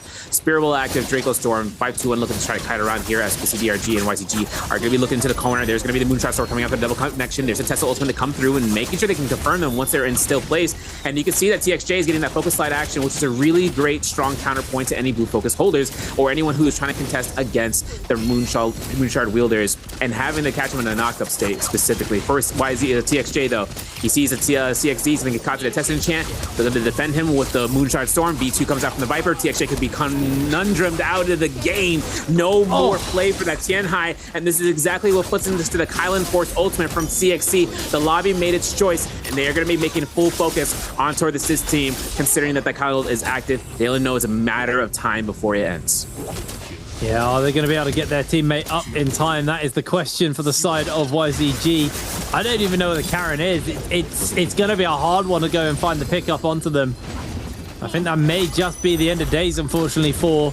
Oh, no, YZG able to pick up? Okay, they're back. Oh, yeah. Oh, that could have been real dicey. They had a good start as well. They were 12 kills in. They were set up to potentially go for it, but almost paying the price. Stuns come in. Everyone is continuing to contest on to the Spirit World. Does get picked up, though, by DRG, who now have that Draco Storm.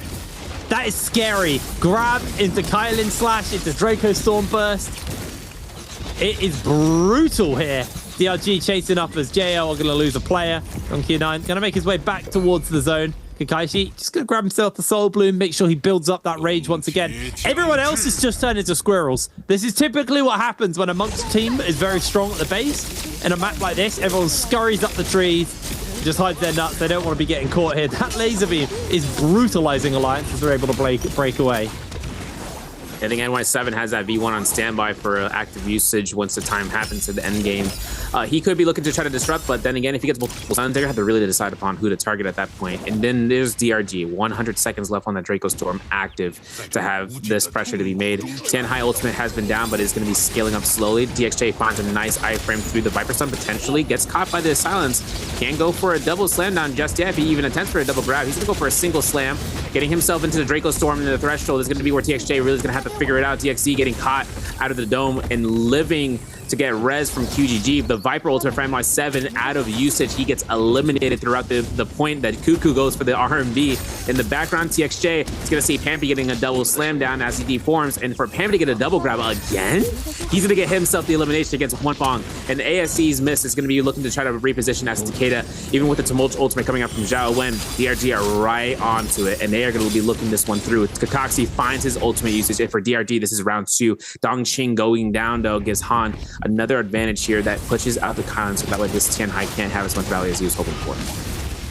I mean, that was crazy coming in from 5-2-1. A bit of an encore, the amount of clapping going on in the distance there. Kakashi looking for grab, able to catch Cuckoo out of the sky. Can he find someone else for a clap, or is it just going to be the old punch?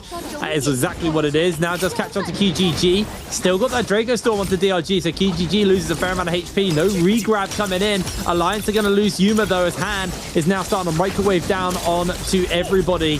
Trying to put some extra damage down. Can he find it as TXJ is going to go in for the transform, looking for the grabs. 1 minute 28 left in this lobby. Hands just playing the dodge in the sky, trying to break away. Windwall's breaking out left, right, and center. That's going to be one grab from him, but in with the dive, in with the knives. The damage from YZG is huge. An encore from TXJ finds the clap. That's going to be the kill coming in for him. YZG raking in the kills with the knives. Another grab onto Han. Another clap. Another encore from the side of TXJ. He's going to lose his transform, but the double knives from YZG are going to continue to do damage. It could be the 20 bomb here for the side of YZG. They need to find the damage as DRG, though, are going to go for the transform. They're trying to find the lockdown here with the Kailin. Kakashi losing a lot of HP. Is going to get one grab onto Ibin. Just going to have to go for the punches. In comes a little bit more damage. QGG trying to play evasion. The knives trying to strip away the health bars of Kakashi's health of his friends, but I don't know if he can do it. They do get the clap onto one member. TXJ is going to go down. That's going to be the end of their monk. As can he find another? Gets a grab onto CXZ. Gets the punch off, but it's not enough to finish him up. Kakashi's now going to de-transform. Donkey 9 forced into the zone. He's trying to stay alive. He's trying to keep this one going. He does have the ultimate, though. DRG have the initiative, but Donkey 9 gets pushed back. He has the dashes, but he's bleeding out to the zone. Gets the dash through one. That's going to be another kill for DRG. I don't know if it's enough to catch up, though, to the members of the side of YZG. Rico goes low. They time out again in the final circle, and that is the hat trick for YZG. YZG on 18 eliminations there, getting MVP. Maybe no multiplier, but man, they're stacking up. They're stacking up heavy. And they did a really good run there for that shot over by Noble Cave, because that really catapulted their position to break and a lot of loot to be earned into game 4. And we're starting off with ASC. DRG having this position, great sword, not the great first weapon to have, but it's hard to confirm off of the great sword R&B. Not going to be the case. Zhao Wen looks to try to slap off, but the soul breaks are in from Dongqing, and he's going to get hot into the water right now with those slaps, almost losing out Kakashi, but one horizontal to the next, and he's just spamming out soul breaks left and right. Dongqing still making it showcase that he's still got what it takes to throw out these blue focuses. And then with Dongqing looking at his teammate Han, or well, not his teammate Han, with Wuxia 98 connecting off the F2, there's only going to be a limited amount of time because JL are now approaching the scene with ultimates on standby. Well, bell rung, everybody spotted out. In comes the uppercut. JL able to secure a kill on Donkey 9. ASC trying to pick up miss, but Zhaoen just going to have to disappear off. Knives getting thrown out plenty here. Everybody's kniving up as Cuckoo just going to look to laser beam down onto Han. Keep him pinned in place. I'm surprised that they burnt the ult there, but I guess they also know that DRG are in the area, deciding just to use it as a bit quick scout tool to see what's going on. Make sure that Mist isn't getting picked up by anybody. Yeah, JL committing an ult for just a solo kill. Maybe a little bit optimistic, but we'll see. Nice little start there over to the side of JL. 2 kills under their belt. 3 kills onto FBX, though, who are having a really, really good start. As JL are looking for that 3rd kill. They found Zhao Wen, and they are just going to send all 3 members onto him. Zhao Wen, I mean, Zip is pretty good at healing 1v1, not 1v2. Going to get absolutely obliterated as 5-2-1. Off the back of finally having a good game. Looking to see if they fancy their chances here. Only got the grey armor, though, so they are quite squishy. Taking a fair amount of damage. JL trying to get some damage down. They throw out the Fox. I don't think the Urn actually hit onto anyone there, but there's going to be a big stun coming in from the Viper. XX10U is down. Nice pick up onto him. Ivan's going to look to try and finalize this one. As really felt well played by 521. Able to secure themselves a couple of kills, and they're just going to peace out. They're going to do what that comp does best. Is JL going to lose one thing. DRG pick the killer. 521 actually jump back in. They get a massive burst out. They get the urn down. Kakashi's going to finish up Ivan though in response. As 521's Fat Milk is the only player left standing for them. They're going to lose their revives. As DRG kicking it off with 5 kills to start the game off. If ever there was a game, this could be the one. It really could be, especially considering that with the 5 eliminations, the amount of Dark Tide coins that can be coming out from that, it's astronomical for it. And SR Junks, Gold Fan picked up from the Salvation Point, and no one to contest him. It seems like, considering they have no eliminations, no deaths. And so for right now, up into the Northeast, they know there's at least one team out here, which could be WBG. It could be anyone pretty much to kind of work into the location for a flank, because WBG already have those 3 eliminations. YZG though, slow roll. Listen, they didn't get any sort of opponents out here from Yushan Ruins, so they have the entire Northwest to their own, for the loot gain. And so for this means they can go to Boomerang Cliff if they desire to get loot off of there. They already hit all of Yushan Village and the Yushan Ruins as a whole, so taking all the loot there is definitely going to just be golden on hand, and if not, potential for purple loot. We still got a couple of minutes before the shop opens up for those purple armors, and so for WBG, hanging out here inside of the Imperial Village, gonna take some time before they head down south. Over by the trenches though, FPX Kiki in the sky with that purple fan and blue armor. Seems about as Jing here with that Wu Chen. Viper Wu Chen Tessa slash Blind Date versus that Sand Siphon's gonna be coming out here. Is CPT off of that purple staff, purple spear, staff I should say, as it comes out with the Tessa ultimate. Doesn't confirm against Kiki, and Kiki doesn't have any worry about this. XEM could be deleted off of this point with the V2 active. It's still having that Wu Chen port to give them the insurance to back off. Kiki's not going to have to invest his ultimate here, thankfully, so that way if they do end up invading against his team, who is pushing into the Plume Castle, they'll be able to have a success doing so. Meanwhile, YZG, first fight we're seeing, they're up against SR, and SR looking to take this offensive capability and separating QGG from the rest of the party. Yeah, nice little separation there. QGG freezes himself up, finally getting to see this ice pick comp come into its own. QGG throws the ultimate down.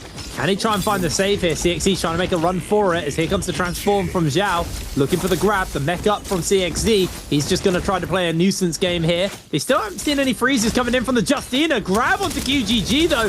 Cannon makes sure that the slam's not going to be possible as he's able to break away. Gets the freeze onto Zhao. Zhao loses a fair chunk of HP for that off the back of it in response. They're now just continuing to fire down onto the Monk. SR starting to get a little bit low off the back of this one. As CXZ still has that mech for a little bit longer. Another cannon fire coming in onto Zhao. They're continuing to fire away down onto him, stripping away as much armor as possible. Zhao will finally lose his mech. CXZ, loses their mech, but Zhao loses most of their armor. Looking for that aerial shot off here on the Ferrier. Got the knives, going to put some damage out. Zhao's going low. That's going to be the knives to kill onto CXZ, throwing those ones out. And this fight looked like it started badly as a great parry comes out from Rico to CXZ, able to pick up his armor, his knives again. Junks can't save the day, knocked into the aerial. Junks is too low, and mid-range is just keeping him pinned down as YZG mid-air shot going to finish this one up. That fight did not look like it started well for them, but they turned it around so flawlessly. I was about to say, man, I was like, yo, QGG was at death's door for a bit. In the lobby of SR was looking to try to get him out. But then once the ultimate came out from CXZ, the usage of that, and then all of a sudden catching one blue focus to the next, you just saw how powerful that 1.0 horizontal came into clutch. I mean, you can hold it for until it hits 2.0, and at the end of the day, it's going to be a single blue focus that just gets shunted in the face of the opponent. Which is really unfortunate because we saw how much that, the Tianhai was able to survive even through the Furious Shen shots. And then after that, off of the ground units, it was just a matter of time. And it's also the fact that it's a ranged blue focus, so they can be spaced out. They don't have to get the risk of getting caught into a grab and melee range. And at the end of the day, they can just tap dodge if worst case scenario, he is looking to aim at them. But switching over to Medtop, over by this region, ASC having 2 purple armors, having at least 1 purple weapon. Owe is over by the Camel's Hump. Now, Owe has all 3 of the teammates here all have purple weapons, so their scaling is not going to be an issue.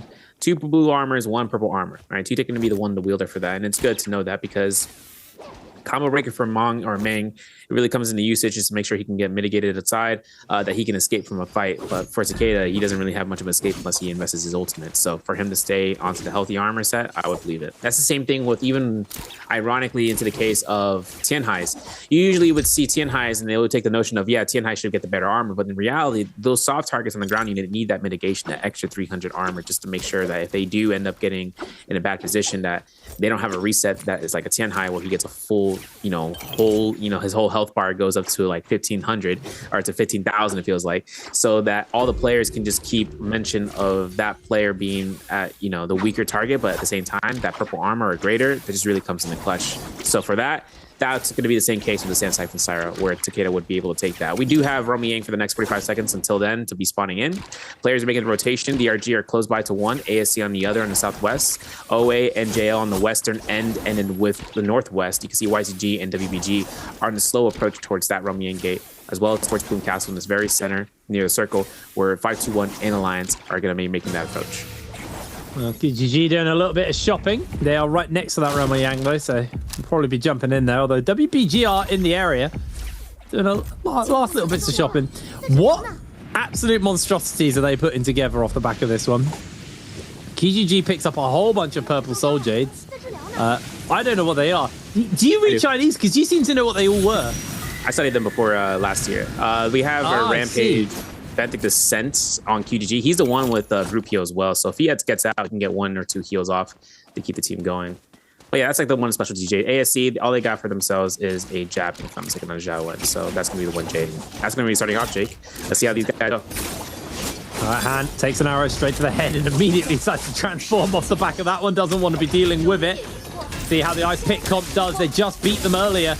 Cannon fire coming in onto Han. Han's getting himself completely stagger locked off the back of this one. Haven't seen the Justina freezes connect yet as QGG gets grabbed up. They need to get the cannon fire down onto QGG. He's not going to get caught out by the punch. Han continue to get fired away onto. There's going to be the freeze into the lockdown. Han's armor and health is just going so low off the back of this one. They're going to continue to fire away. CXZ going to come in slamming down, firing onto Mist. Great freeze. YZG, is there a comp that they haven't mastered right now? They are so clean with it. ASE getting absolutely frozen and picked apart by these guys. Huge performance. Han will be next up on the menu. These guys have mastered everything they need to. Bro, the throwing knives are just doing massive work. And the near edition actually picked up for them. So if they get a spear, that would be the pickup. But man, you saw how much the throwing knives just got utilized there? It's crazy. It's the fact that QGG goes for dashes and then he throws out the single 1.0 blue horizontal and he can just skate away. He can kite away. And that just gives him 500 damage that he throws to a target. And he can walk away from that completely, especially after he got caught into that grab. Denial from CXZ off of the Fairy Shen cannons, and then having TXJ's ult on standby really just came in the clutch. For this next fight, though, OA up against JL. JL Cuckoo onside that ultimate. Xiao Leo is going to be having no ultimate active just yet. He wants to use a response. It's Takeda ultimate being held out here for as long as it is. Really going to be used now on the prediction from this side sidelines. If Xiao can confirm it, you know someone else is going to be denying it, and that's definitely the Syra. Syra is just pelting him, Jake. And I don't even know if the Syra will really have much of an option here except just throwing out blue focuses after she leaves at her ult. Yeah, that's like PP, though. Is about to go down. Throws down a Dazzle. Caught in the sandstorm, though. Oh, no, it's their sandstorm. PP's quite happy to make a break for it, but there they go. Taken down by JL. Making quick work of that one. Dazzle is going to connect onto him, but not really going to cost too much. JL with the man advantage now versus OA. Utik trying to escape. Don't think he's going to be able to get away from this one, though. Dual halberds. Just such an effective weapon. They do have the reburst, though, so it's not the end of the world for OA. JL able to pick those kills up, and right now JL on 9 kills. YZG started off with 7 is really nice for them, but they are potentially looking at losing their quadra of wins, depending on the performance here. As Han is going to chase forwards and look for the grab. These guys got the debuff. One thing getting caught is a good way to cleanse that debuff. Get as much damage off as possible. Punch. Can he get the re-grab onto One Feng? No, but team's going to continue to fire the backup. One Feng's able to get an armor swap off as Han's trying to reposition away. One Feng drops away and out of reach of Han. He's still continuing to try and make an escape for it. The prediction grab. See if he can catch One Feng midair. One Feng incredibly low. He's just playing evasion right now. Looks like the rest of JL, though, are making their way over. One thing, actually able to save his life for a fair amount of time there, and that may just come at a cost as Mist is going incredibly low. That Syra beam absolutely obliterating them. It's going to drop down as now JL with the man disadvantage. Can they find that turnaround? I don't think they're going to be able to. ASE, dual halberds on hand, just able to strip away as XX1UO able to put some damage back in response. Cuckoo also low. Both these members on JL, I don't think they've got enough in the menu on the line for them. The Dazzle connects. Cuckoo may have made a mistake here. He needs to go down. Yeah, 20 seconds. He's going to do it.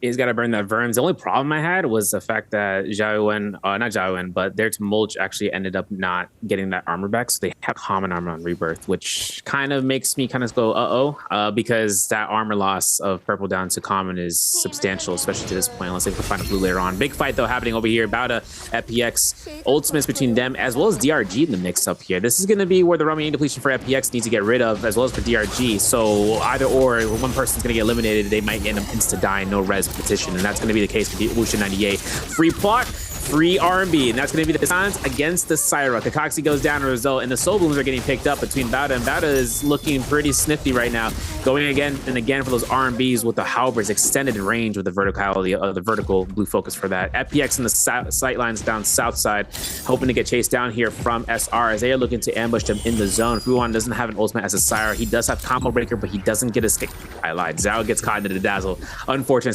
situation for now for FPX, as he's going to be the only one in the zone that's getting full focus by SR, which I believe is going to be one teammate down, and we still have two teammates still alive who are getting chased on the other end by Team Bauta. Kiki is over by the Emberhawk region. He procs Forbidden Seal, so the entire lobby can see this as a beacon of light.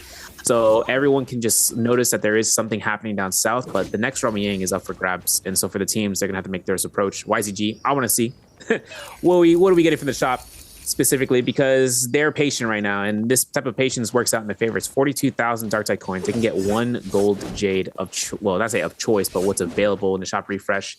Having that Tempest kick, it's actually going to be a advanced seal from QGG. Soul Jade burnout coming through here and swapping this off between their players. I see a Benthic Descent picked up for QGG, and it's going to be an advanced seal given the CXZ as well, with a blistering edge and then with the jabbing and the scatter shot. So really nifty stuff. Survivability is at its peak right now for YZG, especially considering that the two soft targets that can self-heal within their ultimate will be able to go ahead and have a reset if possible from their opponents.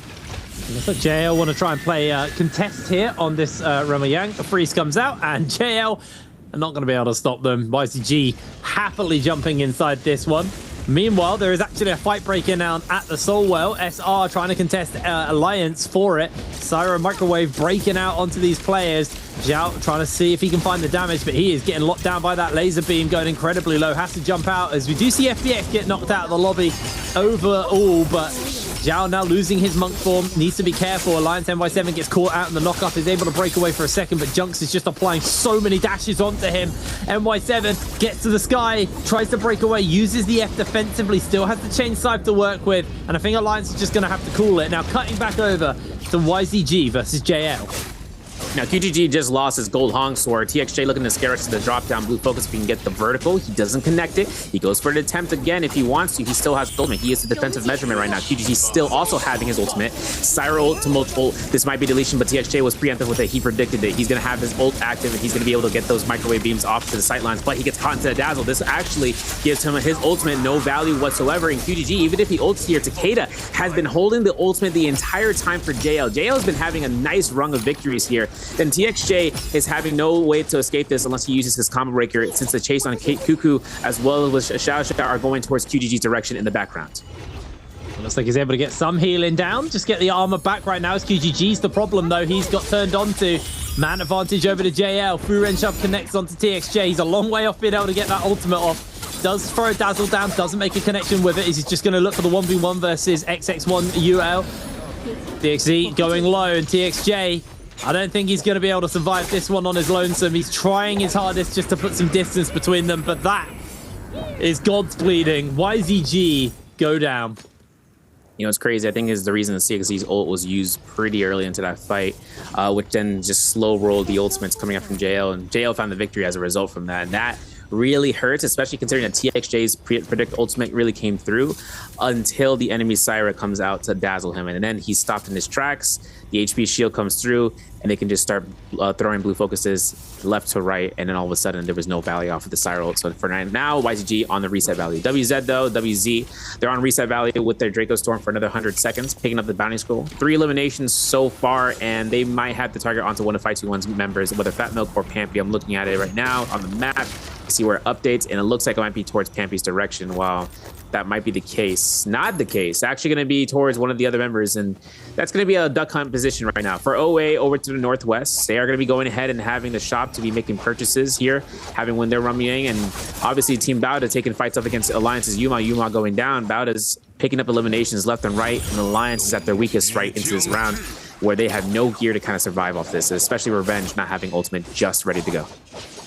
And that's that Revenge trying to make a breakaway, just using the walls to break away from the side of Bauda, but Bauda just unrelenting. Revenge on his lonesome is going to pop the ultimate, look for the dazzle. Jing's going to try and break away from that, but Bauda, they have the people. One person can get focused at a time by Revenge, and Revenge has got a lot of movement, is slowly dropping down as he's just going to make the escape, but ultimately continuing to fire away onto him. He's able to get very, very high up. Incredibly aerial, but Bauda just matching him height for height. Revenge is just being grapple locked down. Alliance, the hope of this game has fizzled out for them, unfortunately. Down they go. Bauda up to 6 kills off the back of that one. YZG still need to find themselves in cleanses, though. They got 9 kills, and they need to cleanse themselves with this debuff from the realm of Yang. Right now, JL are leading the charge with 12 kills under their belt. This Ice Pit comp definitely done better in a game than I thought they might have, just due to the fact they were the only Ice Pit comp, but they need to make sure they stay in this game later, which requires another 3 kills. I think it might be because like the scaling, right? But if they don't kill targets sooner, then those targets are going to get stronger later, and that's exactly the case scenario. Yaron finding himself outside of his TNI ultimate, getting meter dumped. Look at the throwing knives horizontal coming up from Tutik. Kill potential right there. Like 600 damage just comes out, and they can still take the chase onto JL. JL on the north side, though, they have Draco Storm less duration than OA right now, so they have to be very mindful. 30 seconds left on for it. And for Xiao Xiao, having catch Jing into this corner, F1 burned out. Jing is not going to be only with limited options here, using the Hong Sword to escape, but the Draco Storm, the stagger, will give JL the necessary motion right now against WBG. 1 elimination on the board picked up. Now JL is up against OA. OA Tutik having the throwing knives out here. Gold Longsword or Gold Longsword for Popeye for the hits if he can go for the connections. But you can see ASE are, you know, they lost to Romy Yang, but they can go for an invasion here. I'm not against it. The only problem I have is that Han only has the 5 grapples, so taking a chase here is limited. And for them, when the 2.5 minute mark comes through here for that Romy Yang depletion, limited is going to be an understatement. We have a ghastly miss in the field of play, so any silences from those hands that pop out is 8 seconds of not being able to do anything. So if the Tianhai decides to ult here and he ends up crossing past with one of those hands, he won't be able to slam down if he gets a grab. And 8 seconds is a hefty duration with his duration of his ult duration. The ult duration of 30 seconds, 8 seconds is a good portion of that. And YZG, they make their approach on that. Oh, are they going to see if they can find ASE? QGG immediately gets parried as he jumps down, has to freeze himself, tries to pick his hand sword up, able to do so, and now putting some damage down onto them. CXE just for a breakaway. The hands are actually breaking out at the ground here as well. There's going to be the dazzle. There's going to be that crowd control. The ice pick is starting to make it work. Mist goes down. Hand goes for a transform. CXZ also transforming at the same time as QGG is looking for Mist. Mist was actually able to stay up somehow in the middle of all of that. In comes the laser beam, though, as they're just trying to find their opening onto Han. TXJ making an escape. His ultimate has timed out, but he's found Xiao Wen. A beautiful parry into the grab. The cannon will stop him from getting the slam down, though, as he is actually able to get the punched off as QGG slides into this fight. He's low HP. Multiple people collapsing in onto this fight, though, and this could start to get dicey for all teams involved. QGG has no HP left. Xiao Wen is chasing him down. Han's gonna lose his life. Mist is gonna lose his life. QGG is gonna lose his life. And this has just been the third party of a century from WZ, as it looks like YZG are just trying to break away. I don't think they were able to cleanse a single person there. It has gone so bad for them. CXZ trying his hardest with a pole sword in the 1v1, but it is just survival city. No big parries, no big opening. I don't think the CXC is really going to be able to do much more here, unfortunately. He's about to time out. 17 seconds on the clock. It was a hell of a run today for YZG, and they're still exiting this game with 10 kills. They can't be too annoyed about that one, but it is a slightly sad way to go out in game number 4. Yeah, exactly. YZG coming through here with 10 eliminations, getting knocked out into the game. So for right now, WZ taking a perfect ample opportunity on that third party. And the crazy part about it was the fact of how close they were with YZG getting the eliminations off of one of the ASC's teammates. But then again, Tian Hai full reset. And it was crazy too, considering that 8-second silence was active throughout the duration. Until then, it was already over. So for right now, take a look at the Jays right here versus having pick up for PP, having an advanced heal for 2-tick with a Juggernaut level 2, Benthic Descent, Rupture Gale Orb, Explosive Armor. And then seeing about an overcomer on Mong, your Jade, it's going to be on the Tumult here for OA. So if he decides to connect it, he could potentially extend it, and then that could just give, you know, an elimination or even just a spacing tool. But for OA, full gold armors on all 3 of their teammates. Gold weapons, most likely, at least to two of the teammates at least. It's considering that this is a Sand type and Syra, I don't see any sort of opposition for this team not making it to endgame circle. We have a Dreadful Whale that we saw earlier from XCM, as well as a scene with the aerial rent onto it with the Soul Shatter and a Juggernaut level 5 with the Sap Jade. You gotta be kidding me. My man stacked out. Advanced group heal on about his Jing, and then scene about a Sign Fang and a Sap Jade on towards a ZZZT. This is going to be a spotlight between both these teams of who can eliminate who and get the betterment of the resources like those Jades that are on hand. Well, we are going to be seeing... Oh wait, just trying to find some damage onto battle with the cannon. There are plenty of weapon repair kits there. Man, OA is so stacked, actually. Got golden armor on all of their members. Guys are looking absolutely terrifying. That White Tigers as well, also going to be a real problem for anybody who is getting close towards them. So looks like Battle just going to look to try and make a breakaway.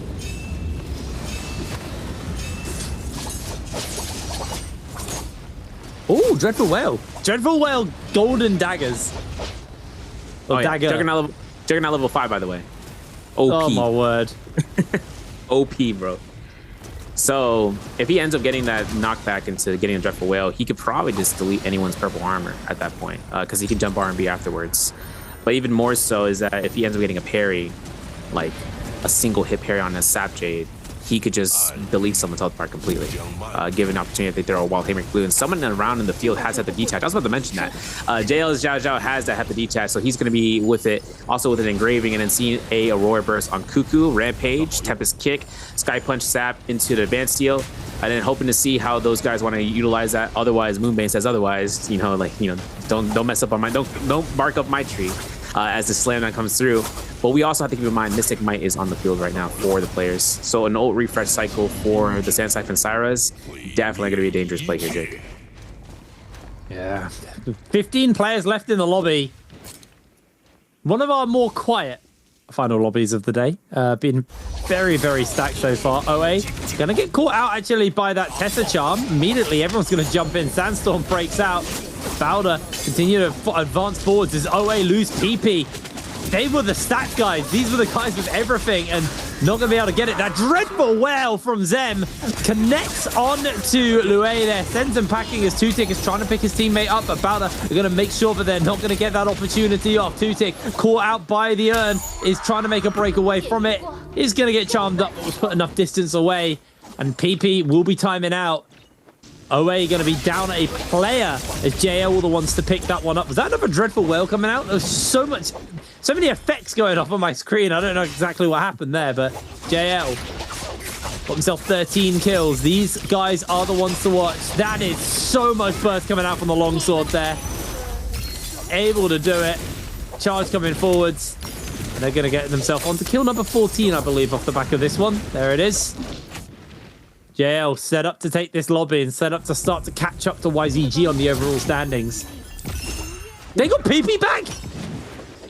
No, they lost 2-tick. Not worth at all. Misinput. Man was looking for the Scare Rush, didn't get it. Kind of unfortunate, but since PP is going to be coming back here, he's going to have to really be careful if he wants to go for a res in the zone. Because JL right now are hunting out, and they're hunting out the Viper with the ultimate from WZs, but I don't think there's going to be any sort of issues. Leeway is going to be probably cornered off between 1 or 2 targets. We got to remember that Blistering Edge on towards its mulch from One Fong is going to be making work, but OA actually get full eliminated out. They both died to the zone. Incredible. Intense gameplay for the reses. We're probably going to get a replay of it. I feel it in my bones. But those guys are trying to go for the reses behind reses. The only problem was Serena's against them. And now we have 10 players left alive.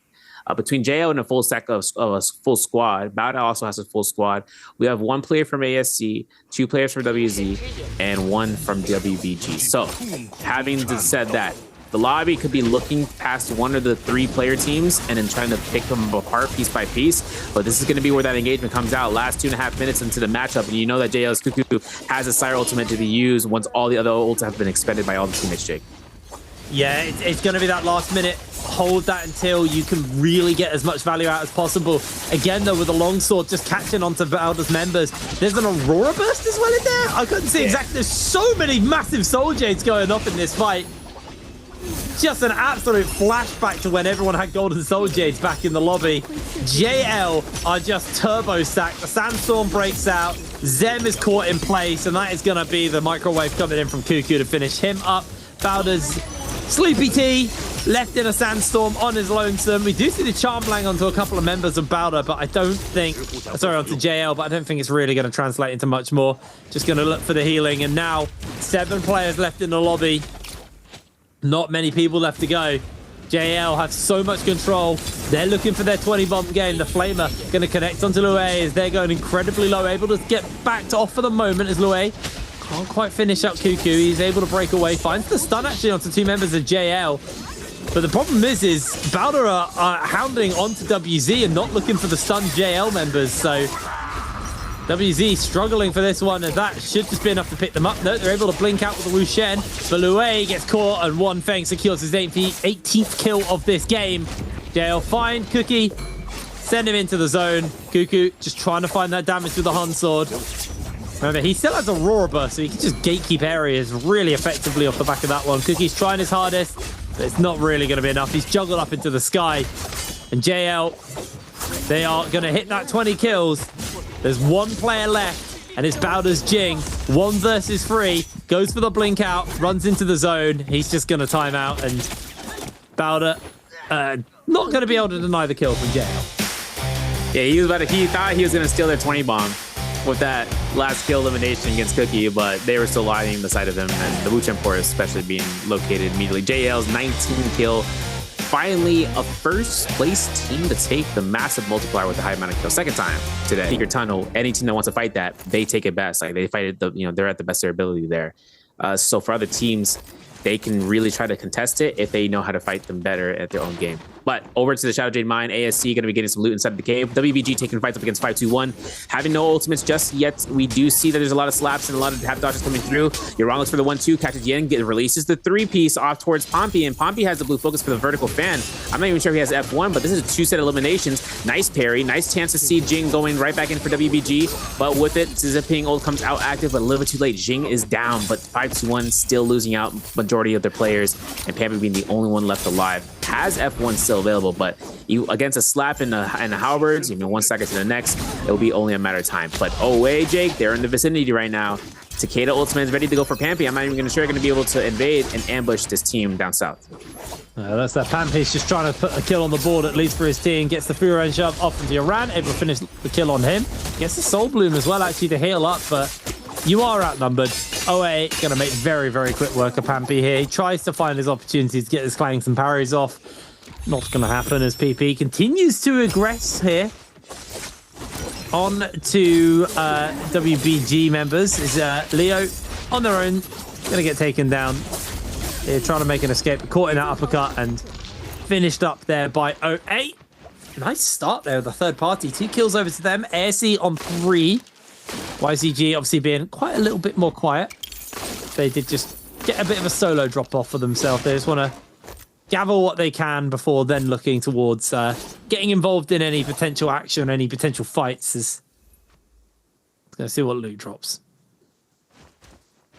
Greasy May is going to be a great on-drop spawn for FPX. Like I said, for the macro, they have the Fireflies already picked up all the gold tros with the increased tro frequency with the gold area. Now for FPX, all they got to do is just keep going inwards towards Celestra and hoping to see if they find any targets. If not, they go to Eventide Temple, mainly because that's going to be a reset position for some teams if they lost their first set of fights. Try to figure out to get a gear on hand. Bowda though, Death's Door right now, they lost their first fight.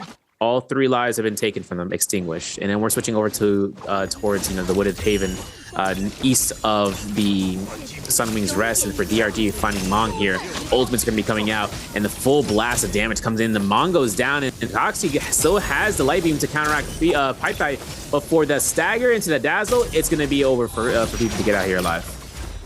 Yeah, I don't think they're going to be making much of a run. Kakaishi continues to chase up into the sky with the laser beam. Constant the health bars, though, because they're both so high up. As PB, half HP, is going to drop down. Grey armor, not really going to be able to do much here. Do have their revives available, though they do find Donkey 9. Maybe with this pulse sword can finish him up. OA going to finish up Donkey 9, secure themselves a kill there. And DRG crumbling apart here to OA. OA having an absolute cracker of a start to the day. Constantly picking people up as and that puts them on to 5 kills. Not a bad start at all for OA. And they're making nice work out of that. And it was weird too, because I'm pretty sure they went for a salty res on their Matari for Mong, so that really came in the clutch there to come back into it. And then having to see them get the eliminations and just immediately eliminating the whole squad. Switching on over, YCG, CXZ, Harry, JL takes elimination. Their biggest ops right now in the lobby, period. 5 eliminations for JL, and Alliance is looking at this like a bulb of light, like if there's a moth to a flame and sees the Moonbane struck. And they're going to be having their gear on standby. They're going to have all the ultimates ready to go. NY7 making a little bit of noise here is going to reveal the position that the Ace team is ready to go for the ambush. And for JL's Cuckoo is going to be looking to space out as a Zippying. For the teams inside the Moonbane, Xiao Xiao as well as Cuckoo are in one Fong. They're going to probably retreat out to the western end. We know that there's going to be a lot of fights in the west, but there's still fights to be having in the north. SR fighting up against OA. OA taking a kill eliminations against DRG. Looking at Sutik right now. He finds a nice parry against the throwing knives, but he still takes chip damage off of the gold focus from the ultimate, and he gets eliminated as a result. That's going to be a +1 right now for SR. The only elimination they have so far in the game, and they are still looking to try to pick up pieces off of OA. Yeah, nice little pick up there. Xiao going a little bit low off the back of this. Getting beamed down. Sent packing. Gets popped off as Meng getting chased onto here by Xiao. Continues to chase forwards as Meng desperately trying to put some distance between him and Xiao. Up Xiao climbs. Meng continues to try and make the escape. Revives is still on quite comfortably for a lot of these players, so they are sitting quite happy here. They continue to chase as Meng is going to be able to break away. It's a really good place to escape. Like, Sunwing's Rest, there's so much terrain to jump into, grasp onto with your grapples. It's very, very hard to, well, it's very easy to escape here, especially if you have a head start. So they're able to break away. It's ASE also having a really, really solid start, just looking to spend some of their Soul Jades and sort out their loadouts going forwards into the next stage, because in the next 2 minutes, we are going to be seeing our Realm of Yang spawning up as I think YZG may be a little bit slow if they want to go for a Realm of Yang, just due to the fact that they haven't really got any gear because they lost 2 players. Yeah, they lost to 2 players off the reset, I think, still to this point. And for YZG taking a Realm of Yang, it's the likelihood is going to be at the minimal value. There's a lot of cut-in dry places that they can try to loot that hasn't been looted fully yet. But even with blue armors and blue weapons, they can still make work, especially if they're looking to kite around for spirit wells and or just look towards any sort of loot left behind by bodies. Only difference is that in the early game before then, there's not a lot of loot to be shared from bodies, as we still have 36 players still left total alive. They find a reset now. They got themselves, the respawn somewhere in a location. WBG, though, inside of this area towards Celestra, getting chased down by Alliance. I think Iran might be focused out here. The thing is F2. NY7 not going to have any silence. So when he throws up this F2, sees the bell, it's up to the destination of Jing to try to lock down one of the other players from Alliance. And for NY7, the Viper ultimate really can be countered out by Tianhai the moment that there's free reign for it, as Yaron is able to get a reset in the background. You know, WBG's Jing looks to level 2 charge, looks to release if he can, up against NY7, who has F2 back again, uses it. V1 might be coming out here. Look at the throwing knives. They're going to be coming out right in the middle, but V1 also going to be used. But here's another thing for the changes to rework for Viper. It can be used while under attack, so that's one thing. The other part about V1 is that it is rage usage of 60% initial, and then it breaks off to 8% per second for a total of 5 seconds to burn it all the way through. So they actually are really lucky that that change went into play due to that Wu Chen port. But then again, the combo breaker ultimate for V1 for Viper means that if you can turn the fight around with just that one ability, that everyone is going to be trying to back off, and they can get punished for it quite easily. Yeah, absolutely. Well, Bane's Breath still in control here for ASE for a little bit longer. There's FPX. They just popped the no ult zone. Oh no, ASE popped the no ult zone, but even so, they're quite happy to be continuing to scrap versus FPX inside that no ult zone. Just going to send them away. Looks like YZG are thinking about collapsing in on this Ramayang, although they're being relatively slow on it, so maybe they're just going to look to try and pick a team off who don't get themselves in. So SE continue to hold this down. Ramayang will be spawning up momentarily for them as well, so they just have total control. No ult zone and Bane's Breath. Like, how do you actually push into ASE right now? We'll be falling off now, though. So this is the opportunity for the teams to jump in. Again, definitely going to be a little bit harder as SE. Here they go. In they get. I'm very excited by this comp inside the Ramayang, actually. Syra, Viper, Justina. Really, really exciting team to watch. Lots of crowd control. Going up versus SR. SR running a Xiphon comp. So this is going to be their answer, as they are just going to get up aerial nice and early. Still got that F. Nice grapple to open up from Zhao Wen. Going to pop the ultimate and look for those freezes onto the SR members. Able to catch onto Zhao. Comes in with a charge attack from those katanas. Gets another double freeze off, and he is just being a frozen menace. Caught by a dazzle, though, and the laser beam's going to play some interrupt. Still got 2 dashes available to him, though. So he continues to be fired onto. Gets Junks in with a freeze, but that lockdown from Han is just denying this Justina. Goes for one more dash, doesn't quite make the connection, gets caught out again, has to go in for the freeze as they're trying to break away. As Junks now, has he got what it takes to find that opening on the Matari? It's going to get the reset on the F in a second. They do lose Rico, though, which is going to be a heavy cost for them, as now Mist goes down. They tie it out. It's a 1-for-1 so far. Gets the horizontal off from that longsword on Zhao Wen. Gets caught out and taken down. SR, they've done it. They were caught by all of the crowd control earlier, but they turn it around. SR, one of my favorite comps this patch, popping off. Yeah, it really is. Gold flying knives to be picked up, and a group heal actually to be picked up. This team actually had 2 advanced heals on standby, so now they're going to be able to have this group heal to be activated, now given probably to Matari most likely, and that's just going to give them one way to get heals in the back line and then for her to come right back in. So really wanted to see that comp succeed. The only problem is you saw how healthy SR was, right? Like, by the time that Syra ultimate ended, they were still full HP, full armor, whereas, you know, within ASC's boundaries, they had no armor. They just had to go on death's door. And even with the Justina getting those refreshes in the freeze, problematic situations occurred once the refresh was done. They have a limited amount of time before the refreeze can be happening, but with it, Syra is in the backline looking to dazzle, and that's exactly what happened against Justina, which was unfortunate, to say the least. We are going to see JL, though, out for their Ramayang with 7 eliminations, making their way towards the Servants' Grounds, over by the Victim's Haven. We see Pampy with 5-2-1 on their reset route, but also after their Ramayang having 5 eliminations total, having purple armors across the board, and they're just going to be making a beeline section towards maybe into Zest Winery, potentially even more so into Celestra.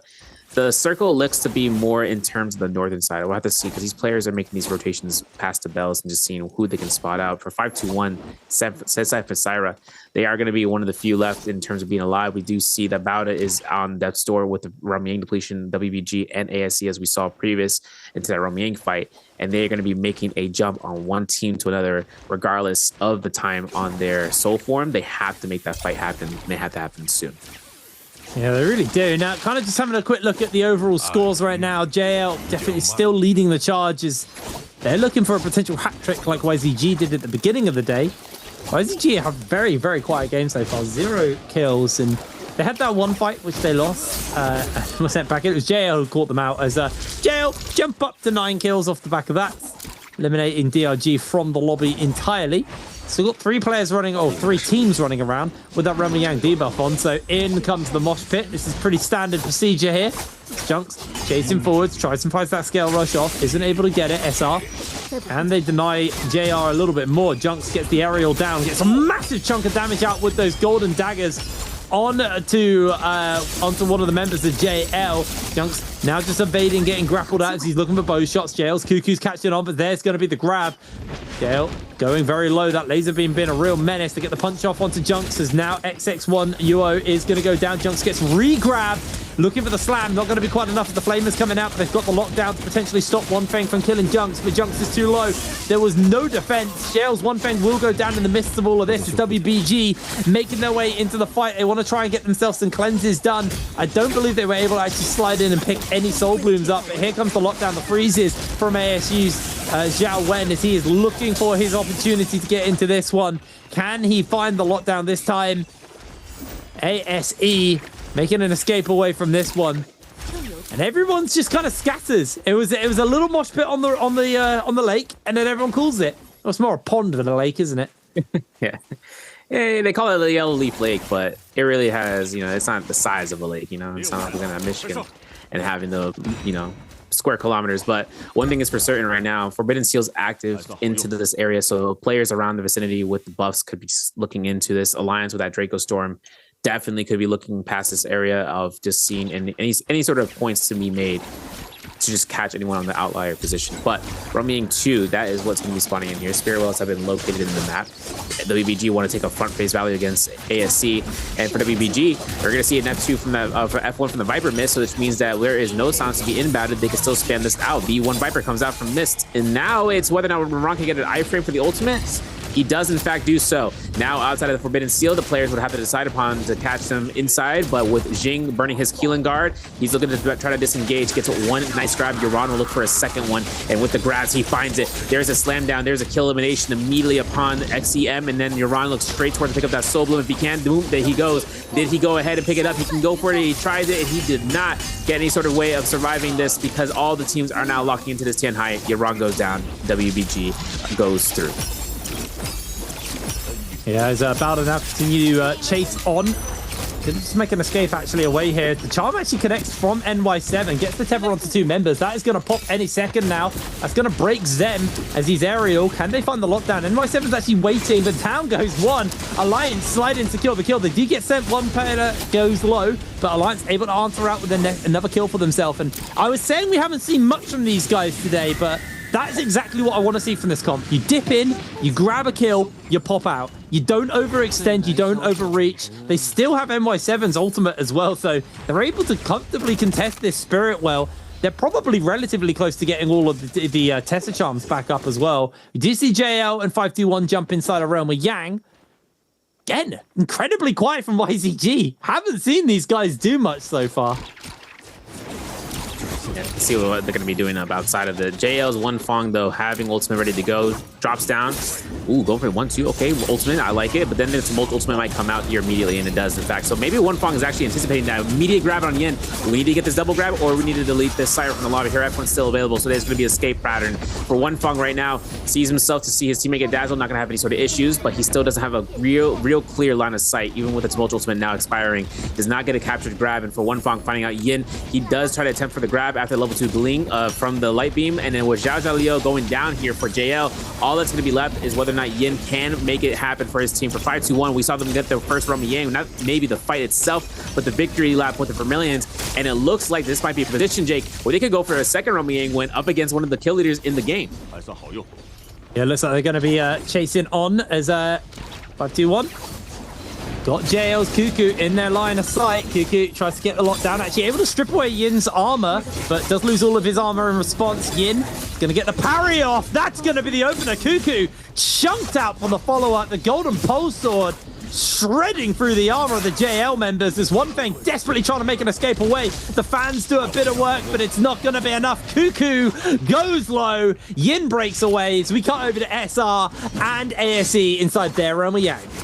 Now Zhao has himself to have those spam throws from the blistering edge, but Junk still has ultimate ready to go. He's looking to lock down Zhao Yuan off of the scare rush into the Matari, into the Viper. Now Junks is going to get silenced here for 8 seconds, but he's still holding blue focuses. Here's the V1 coming out from Mist. Now, I don't think that Matari ult's going to last as long as he was hoping for, but Junks gets an avoidance, and with it, the team comes back again for a set eliminations in that Romy Yang, picking up that Draco's Storm and all the loot within. WZ, FPX outside of the Romy Yang are looking to contest one another, and you can see WZ Cookie, he's getting kills with WZ, and this team is on 3 eliminations, but they still need to get a res off of XX Mew. Otherwise, FPX could be one of the chase these guys down towards the Wooded Haven, and we also see whether or not WZ can get out of this alive. It's going to be up to the decision about it if they want to take this as a third-party opportunity.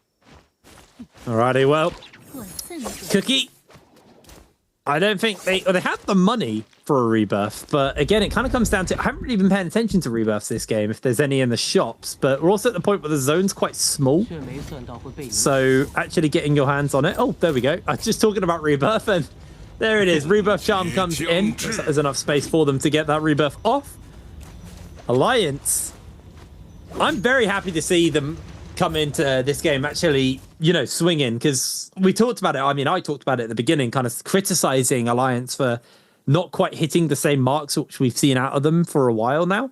But these guys, this game definitely have stepped up to the mark. It's definitely that Alliance foot we got very excited about last year, where they'd always been the underperformer, but then suddenly this consistency came into the team and they look really, really solid. So excited to see what they're going to be able to do in this game.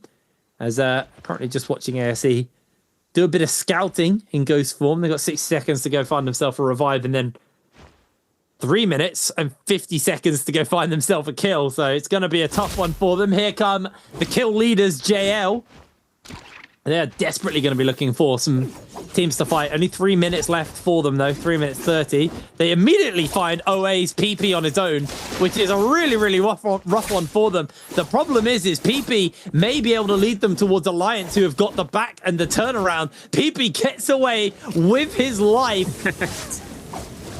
As Alliance just saved the day. He even was able to buy a rebirth charm off the back of that one, as Bowder getting himself in a fight here versus FPX. Zem is going to look to turn it around onto them. Bowder don't have that debuff on them, so it's not like this is an absolute must fight, but Sleepy T might be going Sleepy Buys. He is getting sent incredibly low. Dazzle after Dazzle coming down. Zam is trying to keep him alive, though, with his own Dazzles in response. The fruit range shoves come out as FPX going to go for a transform and look for the grabs and look to try and shut down these members. There's one grab. Jing taking the daggers. Man, those daggers do the flying knives actually do so much damage. Yeah, they do. And it's like I said, like the 1.0 horizontal, you can spam that twice, and then there's at least all their armor coming out. Oh, that's which is kind of, it is a tough position, right? To try to fight that weapon against a Tianhai comp, where once that grab is secured, usually other weapons like the pole sword or long sword would have to find a terrain advantage of just being just a little bit, a couple of feet above. But with the throwing knives, what you gotta do, you know, even with range weapons, right, and having to swap those out, but with the flying knives, all you gotta do is just aim and throw and click and release, and that's all you need to do with the weapon that comes out from just a single grab, pretty much decimating someone's health bar. Bowder's gonna get a zone res.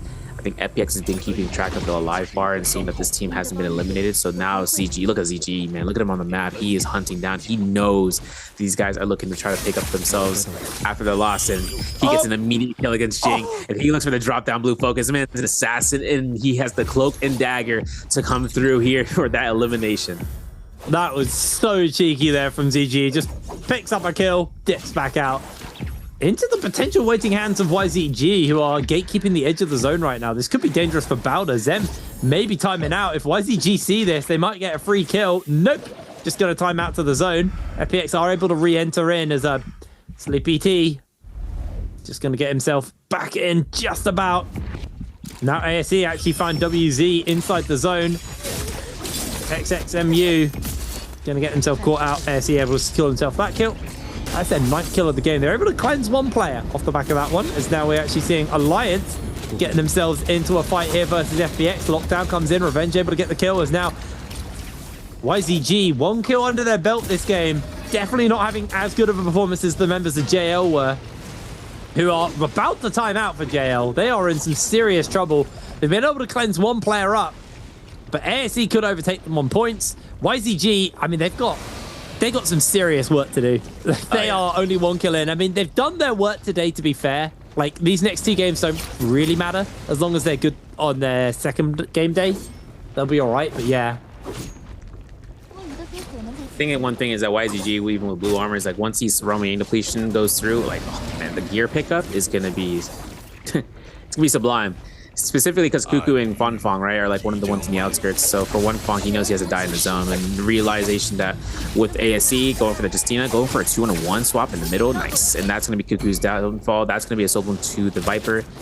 Now for Fanfang going out here in this corner, this is a great position just because if we do see any potential for loot to be picked up by the last remaining member for JL, that would be a good case. But that would be up to the determination if he decides to go back there if he needs to, because the zone's going to be closing in pretty heavily into the southeast corner. Spirit Well going to be popping up for the White Tiger's prowess. For ASE Zhao Wen. ASC, 11 eliminations, by far, pretty good. We still have a chance here between them to make it out of the bar with SR at the 11 eliminations too, who are, by the way, stacked out of their minds with 2 gold armors and 1 purple armor. But more importantly, having the buff active for that White Tiger's prowess out of that Spirit Well. So they're going to be making a full, no stopping this train motion of going north. And we don't even know what Jades they have, right? We don't even know what they have that's might be a make or break for those endgame circle fights, especially when people are all pointed together nearby to one another. Well, it looks like right now SR just going for the run around. PP gonna get cooked up by that flamer, trying to make an escape back into the realm, but SR can just send junks in as well, and PP's just being kept from healing. Yep, down he goes. He'll be dying to the zone regardless, as he somehow didn't get picked up by junks. Oh, what a denial from PP. SR though, I mean, they're golden armored up the wazoo, man. Like, they are very, very set up. YZG, it's been a quiet game for them. Just going to do a bit of light shopping as the zone closes in.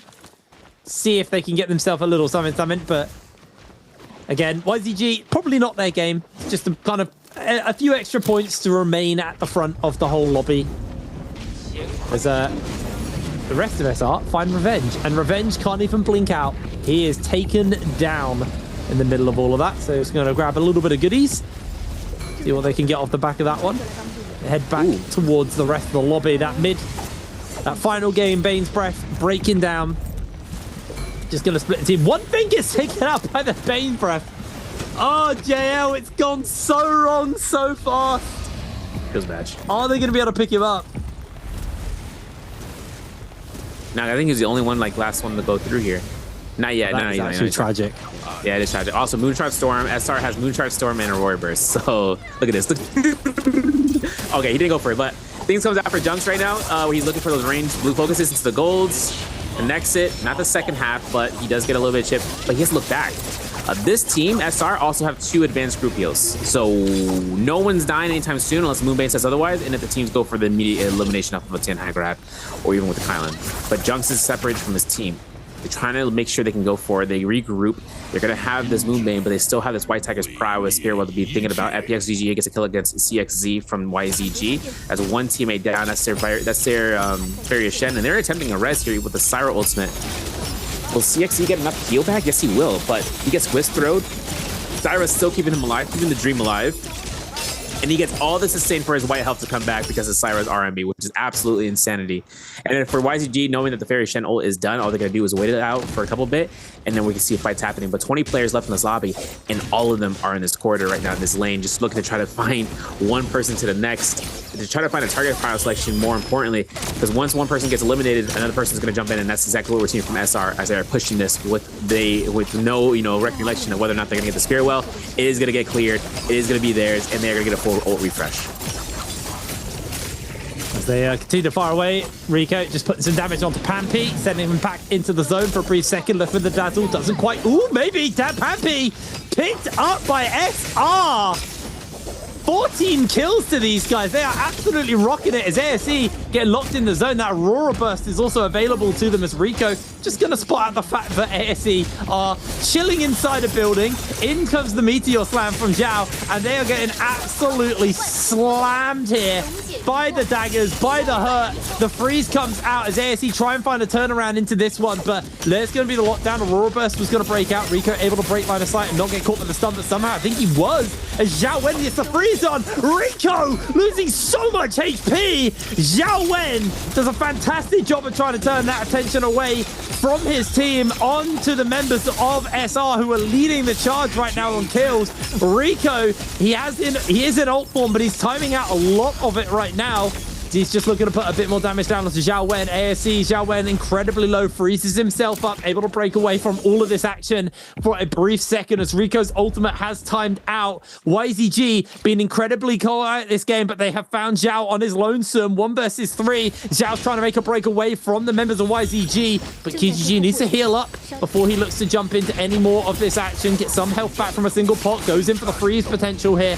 Looking in, catches onto one with the freeze, gets onto Rico. Rico loses half his HP. The reposition to rejoin with the rest of his team, catches the uppercut. Another freeze comes out, keeps him pinned inside that zone. KGG doing his work here on the Justina. Runs out of dashes though. Hasn't been able to really pick much more up off the back of that one as YZG stealing away some of the armor, stealing away some of the gear, and getting themselves back into this game, but only 1 kill. Don't think they're going to be able to take first place off the back of this one, but man, let's see what they can do. It's going to be a notion. They got all the gear necessary to kind of snowball it through. If they can, Merciless Havoc comes out from SR. They're going to be picking this up for the grab. And with hopefully the elimination, but NY7 has 8 ultimate and just a couple of percentage points for that rage bar. Nice horizontal from Kiki to kill off CPT, but with Kiki getting this engagement and burning his F-Skill, we might see a jump LMB, and he's just pushing through with a 10 high ultimate. There it is. Kiki finds it. And with the Viper ultimate coming out here from NY7 just in time, he's looking for the grab. He denies it. There's going to be a slam down of the sentry right there. There's a cab bloom, but it's not going to be confirmed. There's going to be the kill. Fuwan's going to be finding it with the cab bloom. And then with it, we're going to see Kiki looking for those range grabs. Obviously, TXJ is on that 10 ultimate. Obviously, he's hammered down in terms of being in an armored state. But with the tumult circle covering around 30 to 40% of this area right now, all it takes is TXJ to look for those last hit confirmations. EG finds another kill elimination against 521. And TXJ looking for those cannon shots to knock him to the zone if he can go for it. He's got a couple of seconds left before he deforms, and in which case, so does the 10 high. And now he has another ultimate to see towards it, and that's his own. TXJ was a sire the whole time, so he has his end game circle after Rico's ultimate expires. As Fuwan looks towards this, you know Rico's looking to go for those dazzles, making sure he can hit 1 shot to the next, and for Rico to go back and forth and just trying to find his slot. But Zhao is also at full health, nearly to full health. As long as the other teams don't look at lock this down, Jake, this next minute is going to be pure chaos. Yeah, this next minute is going to be absolute carnage. SR trying to hold on, trying to see if they can get that lost. Hanging on point right now is ZGE, desperately trying to make a break away from it. ZGE chasing forwards. See the Aurora Burst breaking out from the back of that one. Is he going to be A-okay? He's got the dashes lined up. He's actually done a fair amount of work, able to finish up onto Yin. As we're seeing KGG get himself caught out for a brief second, but in comes the stuns actually. They find a kill onto FPX's Kiki there from their Syra. Can they do a little bit more? SR's Zhao gets knocked back into the zone. That's going to be another kill for YZG. It's not going to be enough for them to take this entire game, but they are the last team standing. That is an SR victory if ever I've seen one. Oh yeah, 100%. Even with the first place and all the placement multipliers, doesn't give enough for YGG. They just slow rolled to first there. My man is ready to go through Rico, taking a swig of that water, making sure my man is hydrated. Stay hydrated, gamers. Make sure you guys drink water, because this is where, you know, the competition comes to round 5's ending, and for SR to pick up their first MVP for today. And this comes out to SR. Game 6 commences. Jake, we're starting off hot, we're starting off fresh, and we're starting off with a fight. FPX versus Alliance. Yeah, Alliance already revenged, got his armor stripped away, does have a sword, but that is already Alliance's NY7 going down. FPX with the flying knives, able to secure themselves another kill. 2 members of Alliance are dead. Yuma, blue armor, just trying to make a run for it and see if his team can regroup with him. DRG in the area with Bowder. Bowder not particularly geared up right now, just got the blue sword and the grey armor. Scale Rush coming in from Zem as he's trying to find an opening on to the members of WZ as DRG collapsing in from the roof. down, and it is going to be a try fight. Zem with the parry. Good break there with the F coming in from that Tessa to make sure that they don't get caught out as Zem catches himself a knock up onto Cookie. Cookie going incredibly low. Sleepy T trying to make a run away from it as well. So it looks like Balder realizing this fight is getting a little bit too hot for them. They're just going to break away and go for the resets and see if they can grab themselves some slightly better armor. But WZ already finishing up their reset is just going to chase forwards off the back of this one and force the teams away and out of those, out of their little hidey holes. Zem with the blue flying knife, trying to put some work out, but he's immediately getting caught. Jing gets absolutely battered by the pole sword off the back of that one. The flying knives come out, and now it's actually Cookie getting turned onto as XXMU able to throw down the Tessa Charm. Can the urn get touched in time? They're going to block him away. Zem's trying to make a break off, and that's going to be enough for WZ to secure the kill. Chasing a bit further forward now as we see Lue throw down their stun. They are going to get caught out by that Tessa Charm. Don't think the stun's going to connect in time as Donkey9 will secure a kill in response for the side of DRG as Balder finds Kakaishi inside the building, but DRG are going to make sure that Kakaishi's not on his lonesome here.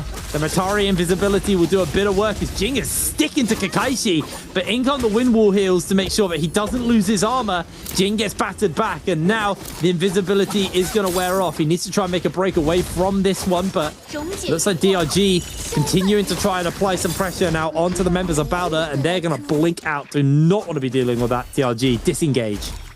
Yeah, and Balder's XEM Cyro Ultimate's going to be expended as a result.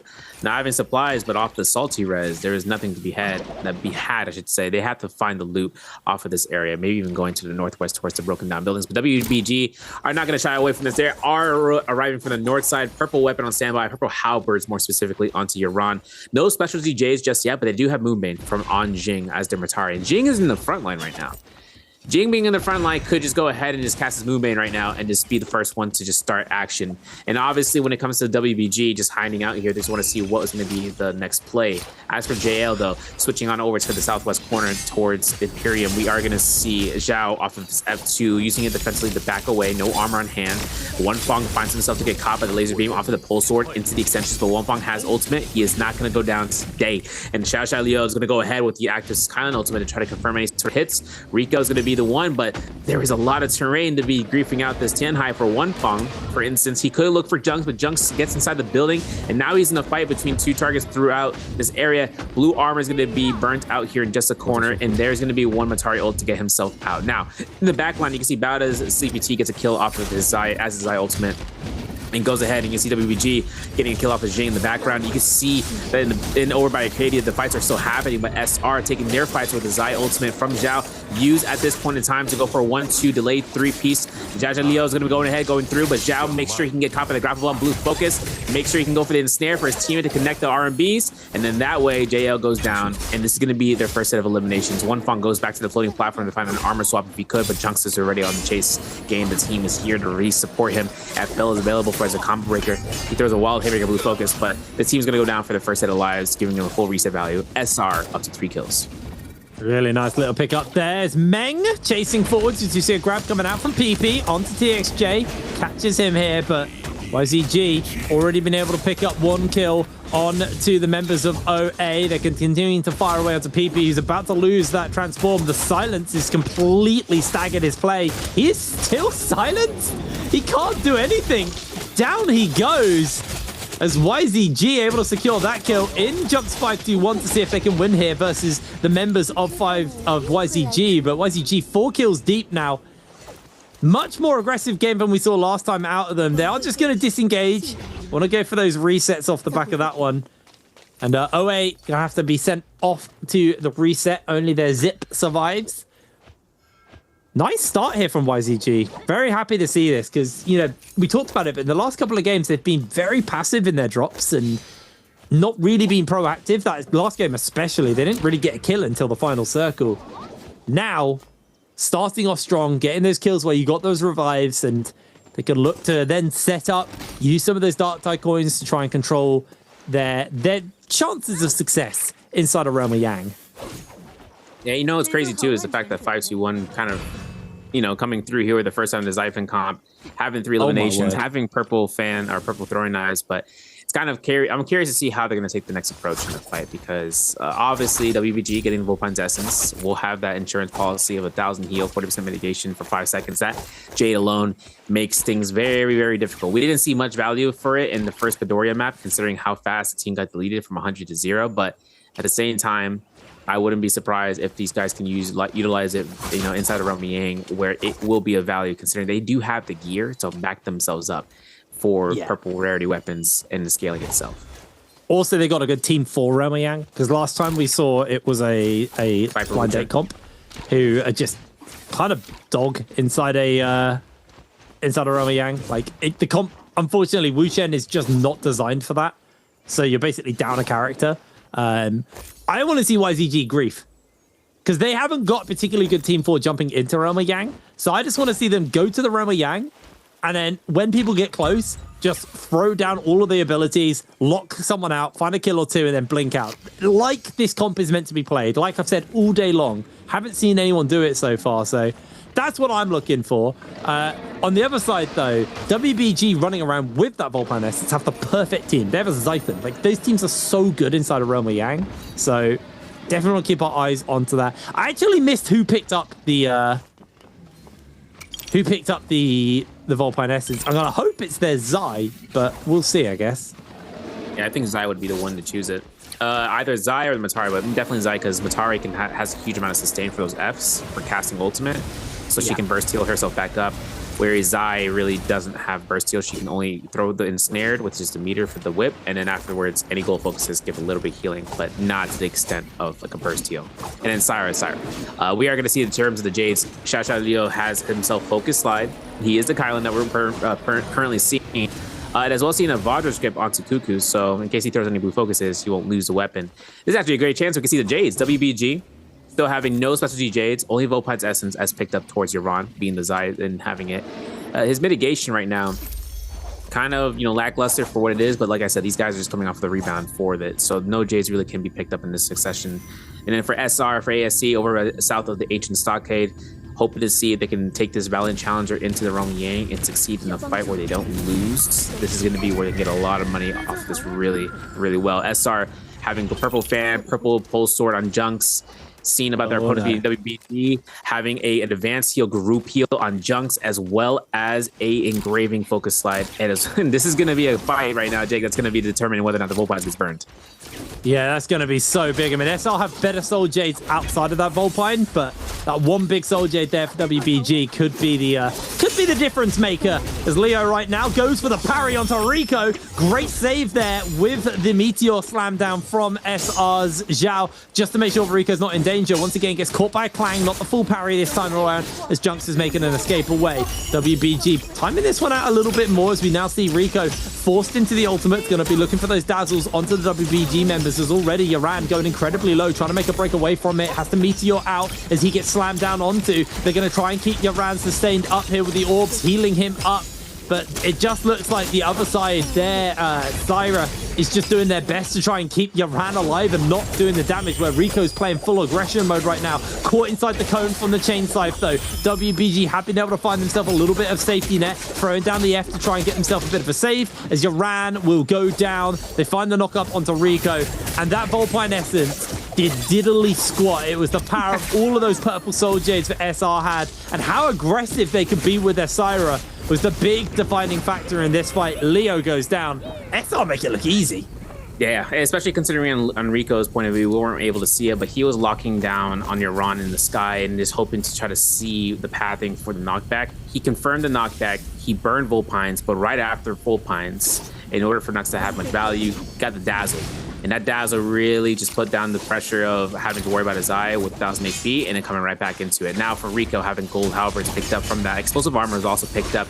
Rico going to be going ahead, still wielding the blue armor. These guys are looking to go past the 10 High Con Informer squad as the ult comes up from Han. And into the sightlines for Han. I mean, these guys have Vermilion Birds by the low, winning out their Romy Yang. Scaling is not going to be given to him, but most likely to Mist as the Kylan, and it is going to be a gold spear in the background with the V2 still standby for activity. For Rico, though, being the first one caught out here. Could be caught from a stagger. There it is. F1 combo breaker used.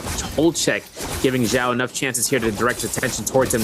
Nicely done for the blender. Oh, it's the F1 immediate cast for miss. He gets a nice heal sustain, but now gives Rico full benefit for this ultimate to be used against Kylan. Yeah, he's going to look to lock him down. Mist is trying to make an escape away, but he is just being consistently pinned in place.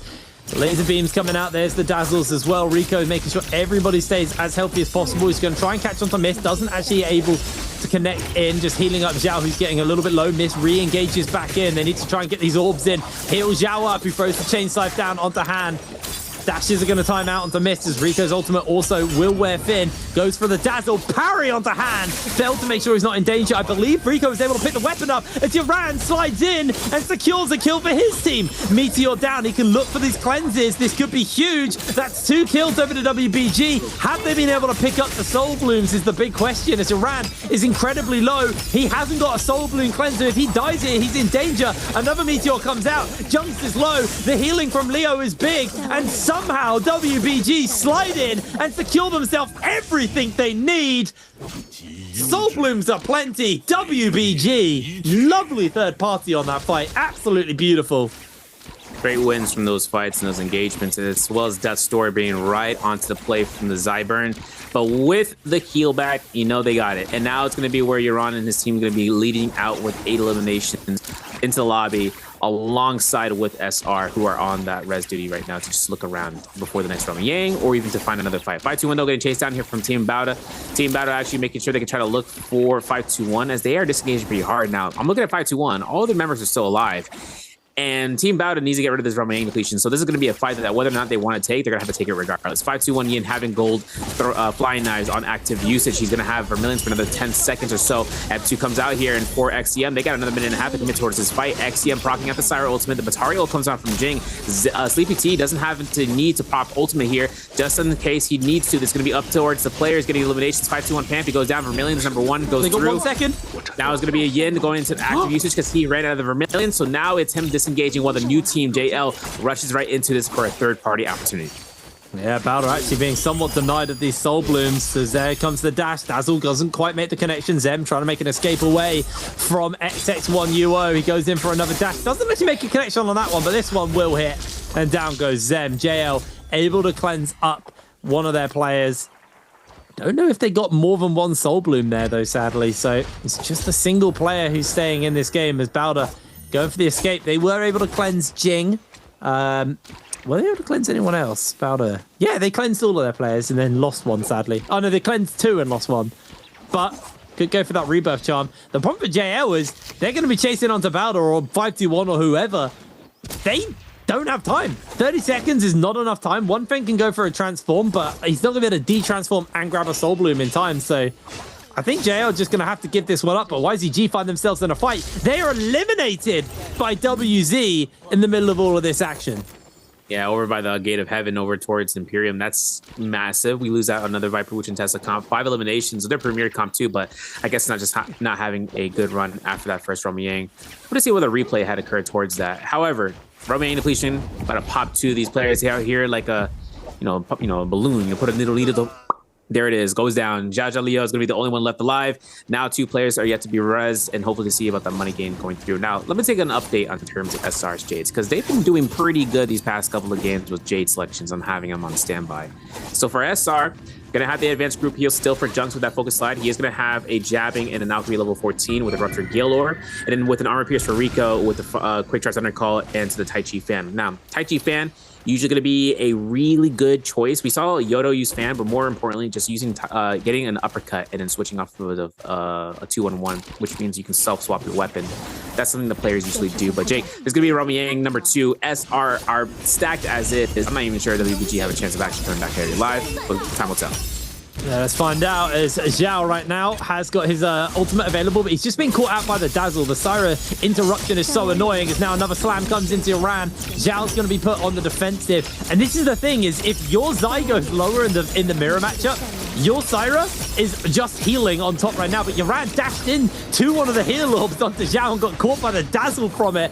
Now Zhao with the fan catching in. Nice little knock-up actually comes out. The S-Slam goes in, makes a connection onto Jing on the backline. He gets caught by his own Meteor, gets the reconnect, in with the ultimate reset. He's got another F, misses that one, but he still has done his work. Jing is low, Jing is down. They find themselves a lockdown as Yoran is caught by the uppercut. Zhao continues to fire the damage off onto Yoran. Yoran's making an escape away from this one as Zhao will chase forwards. Yoran low HP. Zhao though 2 versus 2. He's gonna get taken out as Rico needs to make the miracle play happen as Yoran is able to get him with the chain lash. You can see the player cams. They are chuffed with themselves. Oh, man, spooling out here. Gold focuses left and right and was allowed to do it. We're switching over to 5-2-1, killing off JL. This is a surprise. This is 9 eliminations on 5-2-1. And somehow, some way, we're beating out the teams that are the premier teams. And JL going down this early on really just makes a notion about what is going to be coming up next. 5-2-1, though, loot is going to be gained. Money is going to be earned. And they have this loot for the money to be having gold soul Jades to purchase out. So that's what I'm really excited about, Jake. Meanwhile, though, WZ with 5-2-1 are going to be having a little bit of a chance here to go back and forth between one another. This is going to be the startup right now, whether or not 5-2-1 can survive this Viper Wuchen Tessa onslaught with the blind date. XXMU already looking forwards, but stuns are going to connect, and 5-2-1 are absolutely liquefied by that jump in from WZ. This is what this comp does.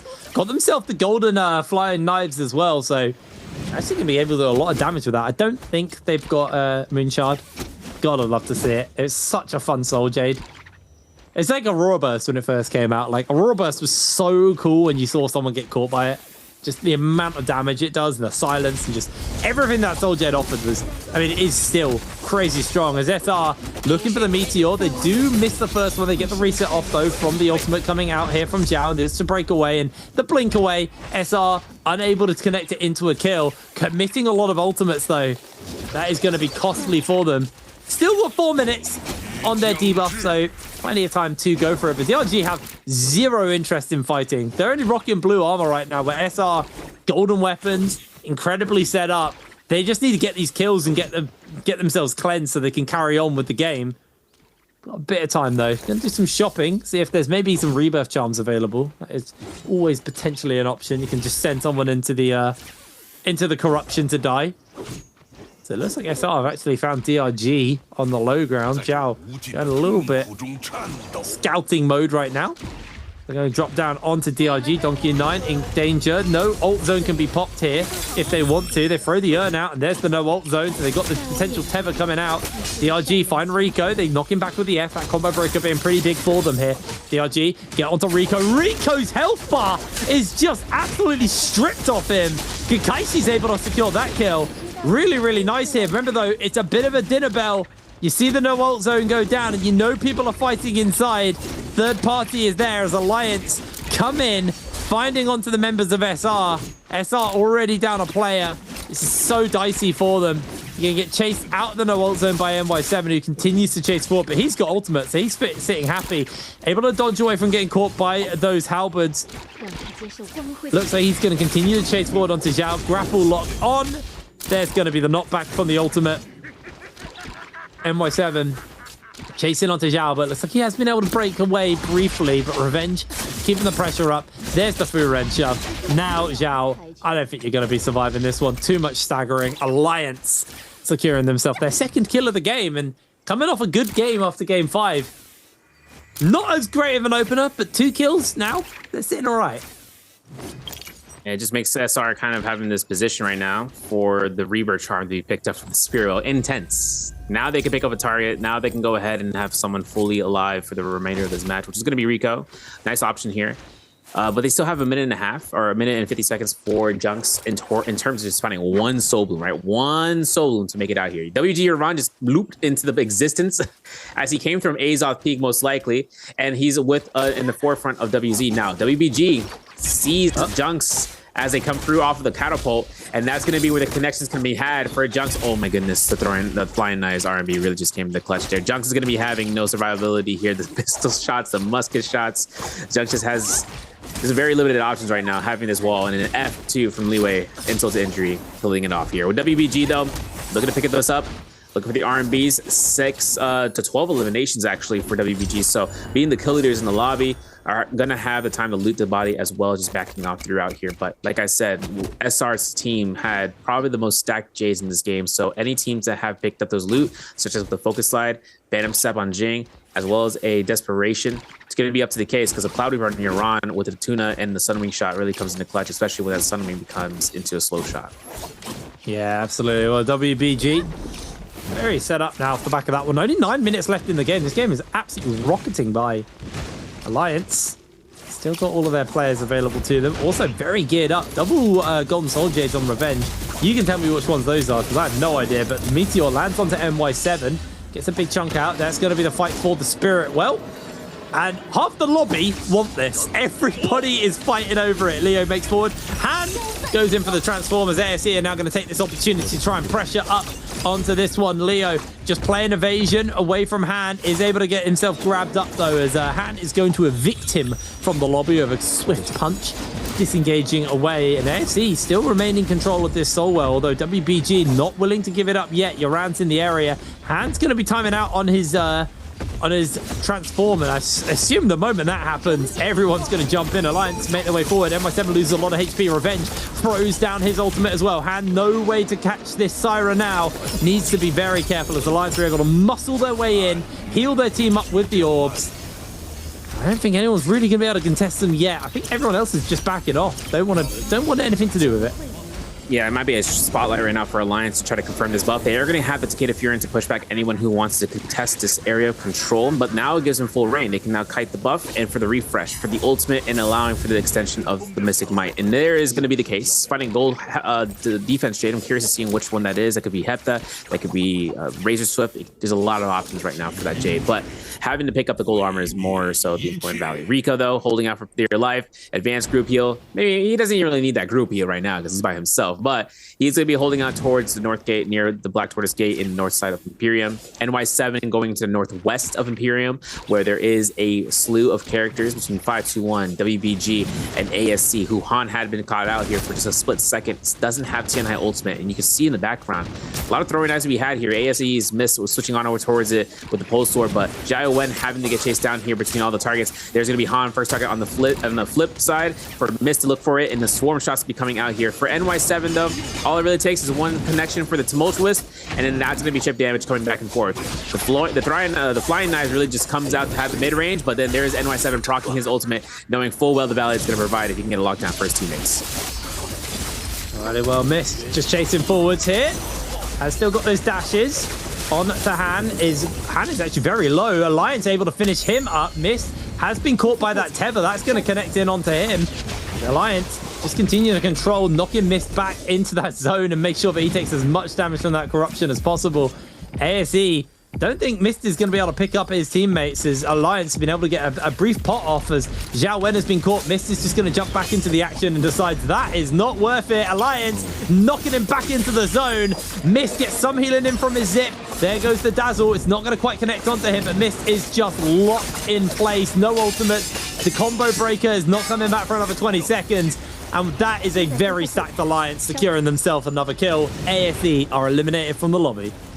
4 eliminations right now for Alliance. Right now, Mystic Might is going to expire in 30 seconds or so. We still have another Spirit Well to be worried about in terms of what it could bring, whether Draco, White Tiger's Prowess, or Mystic Might for a refresh, as well as for having armor on standby. For the teams, though, finding a Moonbane usage, we're going to see WBG Jing getting pelted by arrows, but still finding cover just in enough time and a nice armor swap. See, I like seeing these armor swaps just because there's a lot of chances here for those teammates just to have another survivability in case someone's aiming down sights. There is an armor pierce in the lobby, though, with a Sunwing slow shot. So having the opportunity of seeing that Jade selection in the hands of a player, if they have a nice accuracy gain, or even with a Tumult, they could go for 3 pot shots, expending all their stamina, and just confirming Death's Door for somebody if they have the attack to build up. Because even with Armor Pierce, there is a reduction to the scaling of it, but it does go straight through the armor. It goes straight to the white health.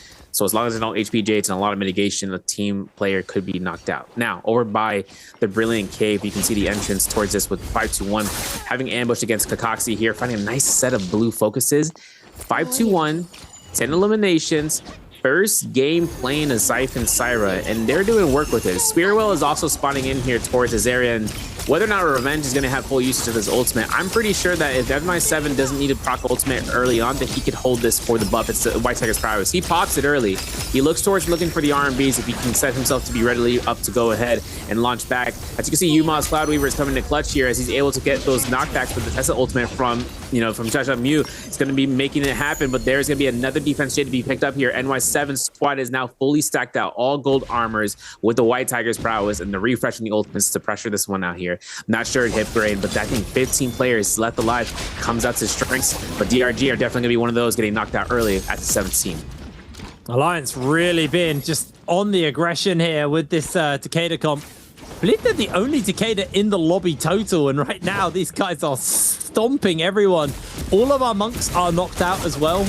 Kind of expected that when I saw the loadout for the lobby. As Alliance find everyone in place, that White Tigers, because terrifying when the whole lobby's grouped up that much. You will potentially get that old nuke foot we used to see. As Alliance throwing the Fu Ren shove down. Leo, low HP. He is going to get popped. Alliance jump up to 7 kills off the back of that one. 5-1 still on 10 kills, though. 13 on WBG, 9 on SR. Alliance have some work to do if they want to actually fully capture that first place.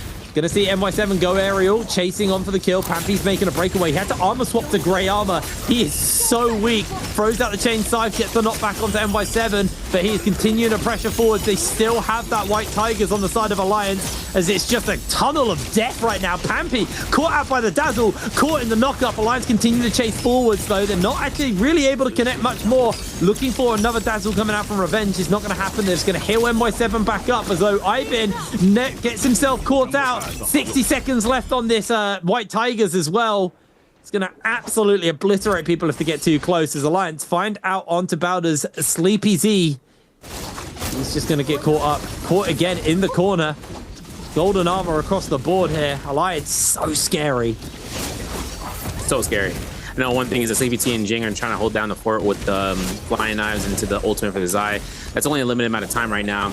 2.5 minutes left for this team of 2 to try to carry out here the task of surviving. SR is having one teammate alive, and that's going to be Rico. I don't even know where he's at. I can't even find him on the map right now. There he is in the background. I see him. He's hiding into the corner. He's the only surviving member for SR, as the only left, the one left in the field. But a triple squad of alliances, with the alliances, the NY7 having the scaling to gold focus ultimate, there's going to be a chance right there for the White Tigers prowess number 1 in the stagger to commit towards Jing, but Jing gets out of there for a couple of seconds. Revenge looking to try to go ahead and confirm for staggers, giving a late Takeda ultimate, something that they weren't expecting to come out at that point in time, and giving full stagger priority. Now for WZ, seeing the dreadful wheel being procced out from Shasha, it's going to be a spot for Yuma to get an elimination against Pampy. The White Tigers prowess has now been expired, but the teams are not going to stop there. There's going to be NY7 fan, throwing knives, fist plates, all the necessary elements to make this endgame circle theirs. And they're going to have that last Fury and Blast to be thrown out here. And look at the rage bar, folks. This is a 70% right now for NY7, and he just committed in terms of using the ultimate for the last minute or so.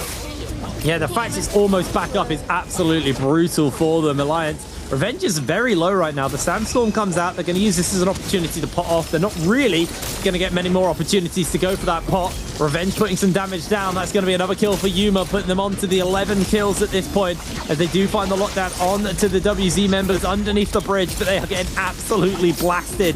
Quick reposition from WZ isn't going to buy them the space they need away from Revenge, as Alliance continue to onslaught onto WZ. Down goes another player. The fist weapon's doing so much work. Everyone else is just staying aerial, just to stay away from the members of Alliance. Cookie underneath the bridge trying to heal up. The Furen shove launches into the sky to get some damage off, as Cookie drops down onto the low ground, as NY7 will catch out on to Cookie inside the zone, knocks him back. Furen shove as a gatekeep now has used all of those charges up, so doesn't have it anymore. He's just going to quickly go for a weapon repair while he can. Rico going for the stuns. Yuma's able to get the kill. Bowder's Sleepy T's caught out, and just like that, Alliance find Ivan. It is an astronomically good game for them. Gonna look for Ivan. He's trying to make the escape away. Rico's actually going low, but he will be going down. That's another kill for the actually 5-1 who takes this one away from him. Revenge is the last man standing. Alliance, a 17 kill game to close it out on. They just rocketed. They were like second to last or third to last, and they just go into top of the table off that game. Huge performance. I was wondering, I was like, man, you know, this team has been working at the bottom of the leaderboard since round 1 for today, but after